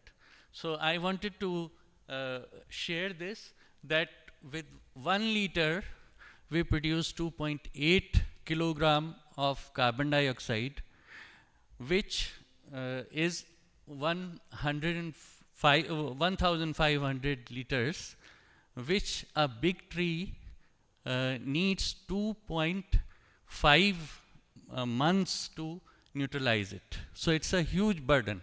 So 400 liters of diesel or petrol can produce 1 ton of carbon dioxide, which is such a huge burden. It's a 1 carbon point you are, carbon credit you are spending every month or a half month, depending upon how much you are running it. So there's no point in discussing all those things. If you, so we came out with a solution. We did a lot of design thinking, and so what we have understood is, for farmers, EV traction is extremely useful. One, they require low speed and high torque. But in cars, what you require is a lot of speed. And if you have studied physics, you would know that in calculation of momentum, it is the mass and the velocity, square of velocity that works. That means if a vehicle is running at 10 kilometer per hour, so the square of it is 100. And if a vehicle is running at 100 kilometers per hour, the squareage comes to 10,000. So the multiplication factor is that huge. So this is extremely economical for the farmers because they need slow speed, high power, which electric traction does beautifully. So what we have averaged it out with our technology, 1 liter of diesel produces almost 1 unit of electricity, which costs 3 rupees to 10 rupees depending upon the area where you are there. Majority of villages in India are grid connected. In countries like Africa and where grid is not so well connected, then solar charging is possible at the farm site of the farmer. There's no noise, ultra low vibrations, no fumes in situ. Then we produce small electric tractors, electric tillers, and suitable implements. So we are basically aiming at the lower section of the farmers, which is the largest number in the country or in the globe. So our implement do all the activities which a farmer requires, from transport to tilling to spraying to irrigation, everything our equipments are able to do. So it does lower cost of ownership, one machine for all the farming needs, then a reduced drudgery, saving costs, and simple to maintain. So this is our tiller, which is quite popular, and now government subsidy is available on this. We have small tractors which we have started selling it. We have very good response for these tractors. These are tractors where the implements are also separately powered. So you don't need to put so much of capital cost on the main equipment. You can distribute it in different implements. That is more energy efficient also. Like for example, this rotavator is completely separately powered. It is drawing just electricity from this. So the entire losses of gear system, which my predecessor has mentioned, are saved, and this is highly efficient. This is the calculation of so cost of purchase is almost 1 lakh for 1 unit. It costs like that. With implements are separate. So similar kind of power of IC based tillers are higher. And then we have 5 years ownership cost is almost 7 times than the electric machine because of low consumption. So these are our customers, this segment, plus we are also focusing at industries and the town management agencies. So we have come out with now additional implements for the campus management and industrial areas. So we started selling 2.5 years back, and till now, because we are extremely bootstrapped, so we have very little marketing budget. So we are selling only on online, which is very interesting and amazing for us, because we never realized that people will trust us so much that they'll be able to spend average ticket size of 2.5 lakhs just online. And we have sold almost 750 units. 750 units, out of which 150 units we sold in the last month itself. So the growth is very good, and we are hopeful that it will really change the industrial interest in agriculture farming, and good engines there, good clean machines there. Thank you very much. There will be an open discussion from now on, moderated by Dr. Cho from KIEP Delhi office. So I would like to kindly ask the speakers and Mr. Bibek, director of the MTA EMTC, to come forward to the stage. To make our sessions more informative, I invite one more person, Mr. The chairperson, the Vivek Jakmola, the chairperson of MTA EMTC, as a panelist. Please give him a big round of applause. I think you are so busy, so thank you so much to take time with us.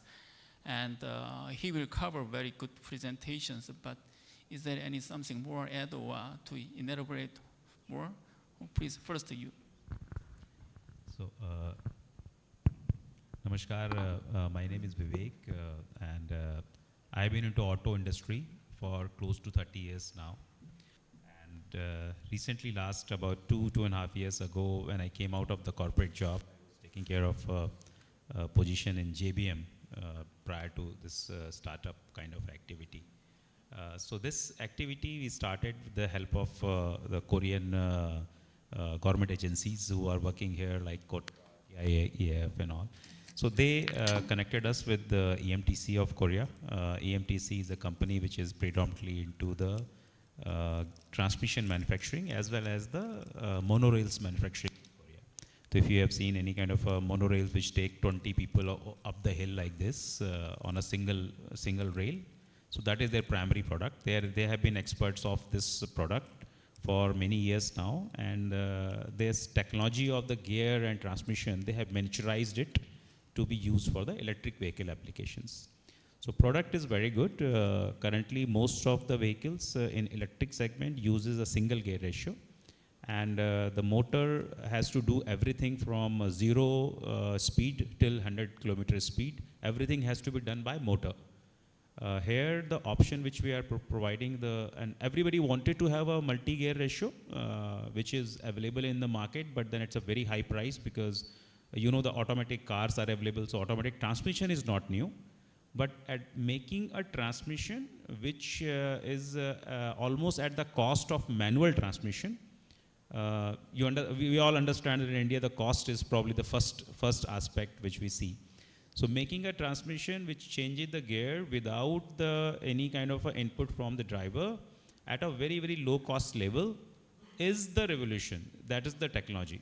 So this is actually helping not only in solving the problem of the gradient, because currently the electric vehicle, you need a very big motor to take the vehicle on a gradient. And you need a smaller motor for very high speeds. So this is solving both the problems. Initially, the higher gear ratio solves the problem of the gradient, and as the vehicle comes into the momentum, the smaller gear ratio solves the problem of the speed. So that's a very simple phenomena. Only thing is that making it, Indianizing it at a cost which is acceptable at an Indian market, that is something which needs a lot of effort. That is what we are trying to do. The support from the Korean company and the Korean agencies have been tremendous. We keep getting calls, we keep getting information, any kind of a support required for any kind of a let's say the activities which we do in Korea, some testing activities and all. So that is something which gets facilitated quite well. So that's a very simple product which we are trying to make. Thank you so much. Thank you. Okay, I want to learn these sessions like the first sessions. I already have more than 20 questionnaires in advance questionnaires in this session also. So I do not cover everything, just only I will cover 2 or 3 first, and then I will open the floor. The first question is as a businessman, you and yours, as a chairperson also here, Could you tell us what government support policies are most needed for the continued growth of the Indian EV and the battery industries? Anita will sit in here at this moment. I am very positive guy. So I guess right now the policies are already quite conducive. There is a PLI. There was the FAME subsidy available. Now there is a EMPS scheme available. Industry, and I'm a strong believer that in the incentives and the support from the government is only for the initial periods. It should not be a habit. We should not be, habitual of keep getting something free or some, that freebies are always, that's not my cup of tea for sure. So whatever subsidies we are getting, respect for those subsidies. There have been incidences where those subsidies have been disrespected, and that is not the right way. And that's what forces government to put more and more checks, forces government to reduce the subsidies and start doubting on everybody. That is not the right way. It's a responsibility of the industry to ensure that subsidies are used with the right intent, and it should not be used for doing some kind of undercutting or doing some kind of a cheating with the government.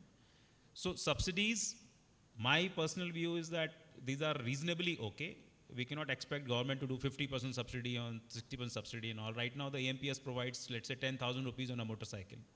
Now how as an industry we can make it at a most efficient way to include this 10,000 and add another 10,000 saving from our side and make the product most competitive. That is something on us. So I'm not completely against subsidies, but I'm not in a favor of very prolonged subsidies. Only request to the government, which we keep doing in multiple forums, is to have a consistency of, let's say, 3 year or 5 year. So rather than declaring a subsidy only for 2 years, 3 years, something like that, if you can have a 5-year policy that, okay, every year we will be reducing subsidy from, let's say, 20% to 18% to 15%. That's a consistent, the industry knows what will happen after 5 years. So probably the policies, consistency and long-term announcement, one time is better rather than changing it, and bringing it out multiple times. That's the only thing. Otherwise, subsidies are fine, as far as I understand. Maybe. Yes. In our sector, subsidy plays very, very, crucial role. Unfortunately, all the tractors and diesel, components. Means the traction vehicles are subsidized for farmers. For electricals, because we are the only serious sellers, so our voice is not heard so easily, because initially the government, the officials, the scientists, agricultural scientists, intuitively they can't imagine that electric can make that kind of saving. Sometimes it appears to be too good to be true. So there is no level field for us. We are competing with diesels with very high subsidy. So when government gives us subsidy for electrical, it just creates equal price point with the subsidy we have got now from some governments. So still it is not advantageous in capital expense point of view from the farmer's perspective to go for electrical, because there is no extra subsidy for electrical. So it is same subsidy equaling with the diesel. So my request with the government will be that there should be, at least for first 3-4 years, when the market is testing its waters, so it must be given some extra advantage so that people can use and test. We are facing this problem. Okay, thank you. The second question is, the reality is that the Chinese EV and batteries are very competitiveness in terms of the manufacturing and the price. Can India overcome this with Korea? How? We have always been very good at what you call smart ways of manufacturing. I don't want to take the Hindi word of it because everybody knows what it is. But okay. So thing is that if we know the technology, so China is already doing it for last 20, 25, 30 years, and obviously they have an advantage of a first mover advantage. They have implemented it in a long term. They are way ahead than us right now. But everything starts with the first step. So not only Korea, the technology can come in from anywhere. We ourselves can develop a technology. It's not that and there is nothing against Korea, but it's not that India cannot develop technology. In India also we can develop technologies. Normally I have seen when the technologies comes in from outside, these are not Indianized. So these technologies have been developed specially for those countries' requirements. I'll tell you a simple example. The designs which we received from EMTC, those were designed for low weight carrying capacity and high speeds. So their vehicles carry, let's say, 200 kg loads at a speed of 90 or 100. Whereas in India, if you see a three-wheeler, it carries 1500 kgs load at a speed of, let's say, 40, 45. So gear ratios and design cannot be same. We need more robust design, more better designs. This process, if we deploy in a right way, we Indianize it, aim for the 100% localization if not from day one, at least from the day two, then I don't see why we cannot compete with China or for that matter anybody in the world. So it is very much possible. It's only a mindset in my view. There are certain restrictions or issues. For example, we do not have a very established electronic component manufacturing industry. We do not have the semiconductor industry. We do not have the lithium ion unless we dig something in Jammu Kashmir and get some lithium out of it. But then these are the constraints with which we have to work. So we should focus where we can work, the area of control, rather than focusing on where we do not have the technology. It will happen. So we are a young nation. We still have a lot of time. We probably will be able to do it in much faster comparatively than China going forward. Adding to this, I think scale and localization, which Mr. Vivek mentioned, would help us to compete China in a better way. Say if we localize everything, we'll be giving volumes to the players who are in India. In return, they can bring down their costs with the help of volume. So scaling and localization is one thing which we should look forward more aggressively to curtail the cost and to enhance our productivity. Battery is very volatile these days in that sense that cost is changing very rapidly. So Korea will have to look at the so one area I think is extremely important is recycling of the existing batteries. It's quite recyclable. I'm sure if government, large industry or your, Korean groups like yours could focus and give incentives to recycle these batteries. That will really change the face of electric vehicles. Maybe I think this is the last questions from the pre-questionnaires. Maybe I think these questions give us from the Korean businessmen. Is it right time to enter Indian EV and the battery market now? Or is it too late? Or is it too early? How about you? I think it's simple that for how long you want to be here. If you want to be here for 1 year, it's not the right time. If you want to be here for rest of your business life, any time is right time to come. I think this is the right time to come, no problem. Yeah, market will always welcome. But I think this is a tough time because the batteries are going steep down in price, which is very good for us and for the users. So this is a difficult time. You will have to stay longer, as colleague has said. Just to add, Yeah. so there are many other components which need attention in a EV. So those area can be targeted by Korean companies to enter, along with battery can be the one. Recycling mentioned is the one area. Then electronics is the another area where the cost are on the higher side. Say if a vehicle has a cost of 40% is contributed by battery, then 20 to 25% is purely electronics. So that is the area where Korean companies can come and grab the market. Okay, as I already mentioned, I would like to open the floor.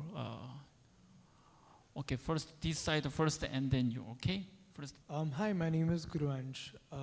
We pay for any sort of energy, whether it is fossil fuels or maybe your solar energy, either because there is a scarcity or for the payment of the transmission. Is there any possibility for the world to look at maybe nuclear fission to create an endless loop of energy?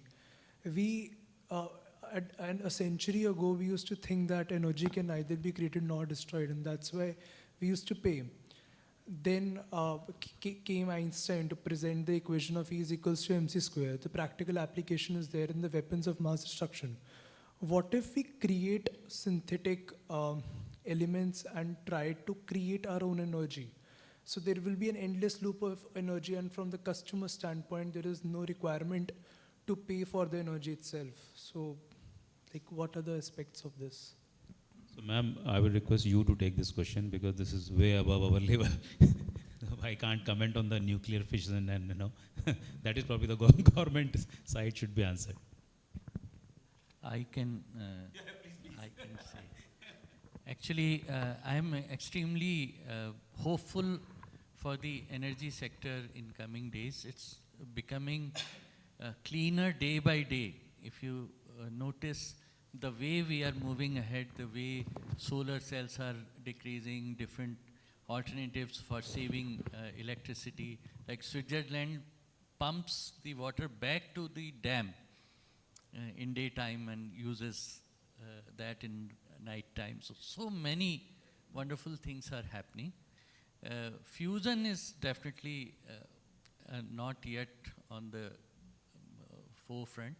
So fusion will take a longer time. It creates huge energy, and which is difficult to contain. But there are so many cleaner options now coming. Coal is going to be obsolete. You can take from me in writing, it will not be sustainable in 10 years itself. Those all centers will be closed down. As you all may be knowing about the net zero targets, each country, whether it's a developed or developing or underdeveloped, have really come out with the targets. Why India has, most of our developed countries have 2050 as the net zero, because they will actually completely phase out the fossil fuels, dependency on fossil fuels. Whereas in a country like India, which is currently heavily dependent on fossil fuel based, we are progressively transitioning towards, because by 2030 we'll have 50% energy through renewables. So 500 gigawatts is the target. Why 2070? Because still our coal production is on the higher side. And given the scenario, what we are not calling it phase out, we are calling it phase down in a progressive manner. Till 2047, when India is aspiring to be a Viksit Bharat, we will have more dependency on coal. It is not in 10 years, it's not going to happen like this. That's the India's country stand. By 2047, it will then gradually taper down to target the 2070. But 2070 scenario, as rightly pointed out, is not going to happen until unless nuclear also forms a part of our energy mix. Office of PSA has recently released a report where they have envisioned a scenario of net zero, what could be the 7 different models, and nuclear is one of the way out, because it will be very daunting task to really attain that target. So we are calling it near zero scenario. Nuclear, there is also concept of small module reactor, which could be retrofitted in any of the where you require fossil fuel. So these are the new technologies which are still in very infancy stage as we speak, but we have to have a systematic approach. So all the new renewable, whether it's a geothermal, which is in Ladakh, which is greater. So all these, you can say small hydro, everything will be there, but coal will definitely taper down post 2047. So that's a target, and nuclear is one of the preferred route, which is being really touted to be a part of our clean energy roadmap till 2070. I'm taking on where the last speaker, Dr. Gupta, left off. I think she mentioned quite a few times when she was in the podium that the industry must come forward. That we doing a lot of work, industry must come forward, and thereafter it was extended, the same dialogue, to saying now Korea should assist us in such and such matter in our area of electric mobility, be it batteries or otherwise. I like to, having spent, Anita, I've spent 38 years in the government before I retired, so I'm probably now a little wiser than I was in the government, saying that things would happen if it is well worth the other side.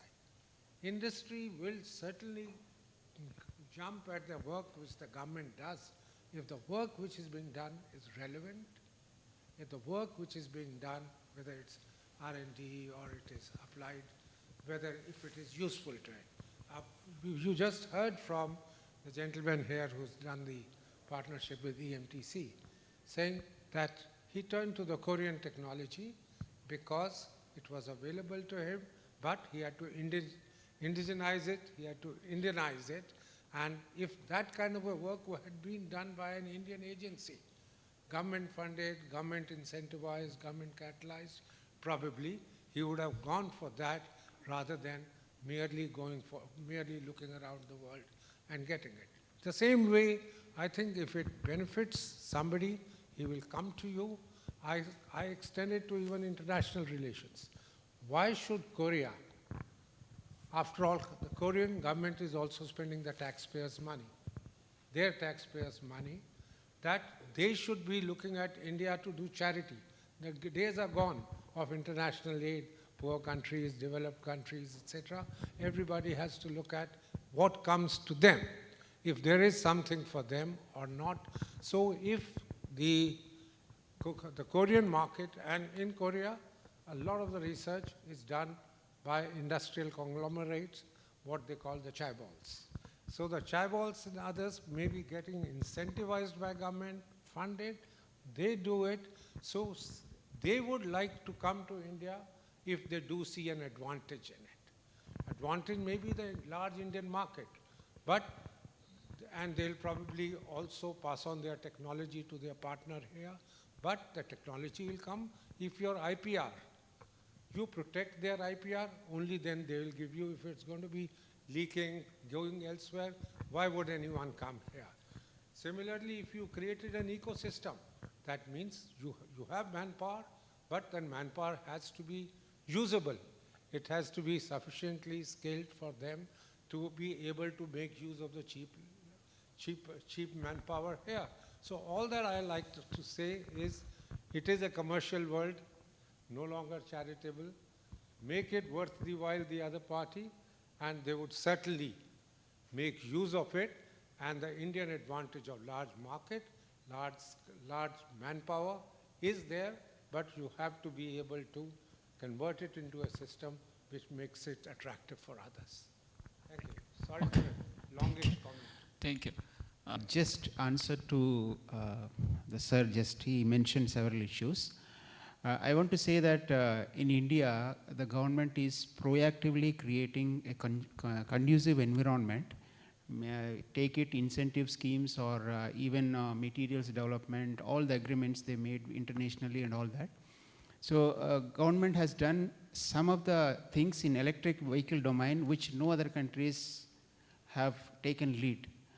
And industry is also very happy when it comes to FAME scheme. And apart from that, government is also trying to promote R&D in different ways. Right now, if we see academic labs are working on TRL level 1 to 3, and beyond that, as Madam mentioned in her presentation, there are a lot of hiccups to reach the commercialization. Indeed, in that space, from TRL level 4 to 7, we are opening up calls for industries to come and participate. That's where is our intent. Indeed, these are new technologies, and then we need to develop indigenous capabilities, because as someone mentioned that if we are purchasing machines from China, we need Chinese technicians to come and fix here, and if there is an upgradation in this machine, again we have to scrap it this one and take another one. That will not work for long-term sustainability. I think we need to develop our own equipments, we need to develop our own machinery, we need to strengthen our own manpower. Indeed, government is trying its best, and industry, there are risks involved when we move from TRL level 4 to 7. It may succeed, it may fail, but in the journey, I think it will be good that industry can participate in kind also, that will proliferate our research towards reaching our goals. Another thing I want to mention is that there are a lot of debates on electric vehicle, whether it is sustainable, whether it is beneficial when compared to IC engine. One thing I want to say that renewable energy plays an important role as far as electric vehicles are concerned. So a success story of electric vehicle is linked with renewable energy. And renewable energy has been promoted very well by our government. So if we look at life cycle analysis, when you consider cleaner energy and greener energy, then the values will be totally different. Indeed, we have to look to the future in that direction. Thank you. Electric, our Minister Nitin Gadkari, of the opinion ethanol as a fuel, it will be a better option than all this available. Rest assured that the fossil fuel, the ethanol, the electric vehicles, the hybrid, everything will be there. Ultimately, the consumer will decide. So the truth is that when you go and buy a car, you don't discuss in the family that, okay, how many carbon credits I will save, how much carbon I will, save. You basically talk about which car is looking nice, which car is giving me the value for money. It's our job to ensure that even if it is with the ethanol or with electric, we have to make a vehicle which is good for the consumer. And if we are not able to do it, then whatever jagrans we do to the consumer that please buy this vehicle because it is a carbon neutral vehicle, you might get some government buying or some very rare people who will do that. But ultimately people will, when you have to take the money out of your pocket, you see the value for the money. So every fuel will sustain. It's not the electric will come and disrupt everything. Diesel will also sustain. Technically also few areas electric can't do. Few areas diesel can't do. But in terms of, I think it's ultimately it comes to the economics. So nothing is going to fade away. It will be more or less, but it will be there.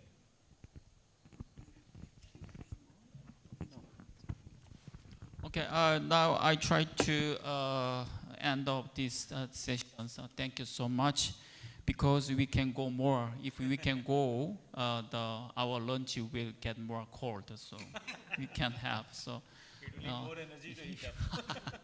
Thank you so much, especially the panelists and all of you. Thank you so much. I would like to close this session. Thank you.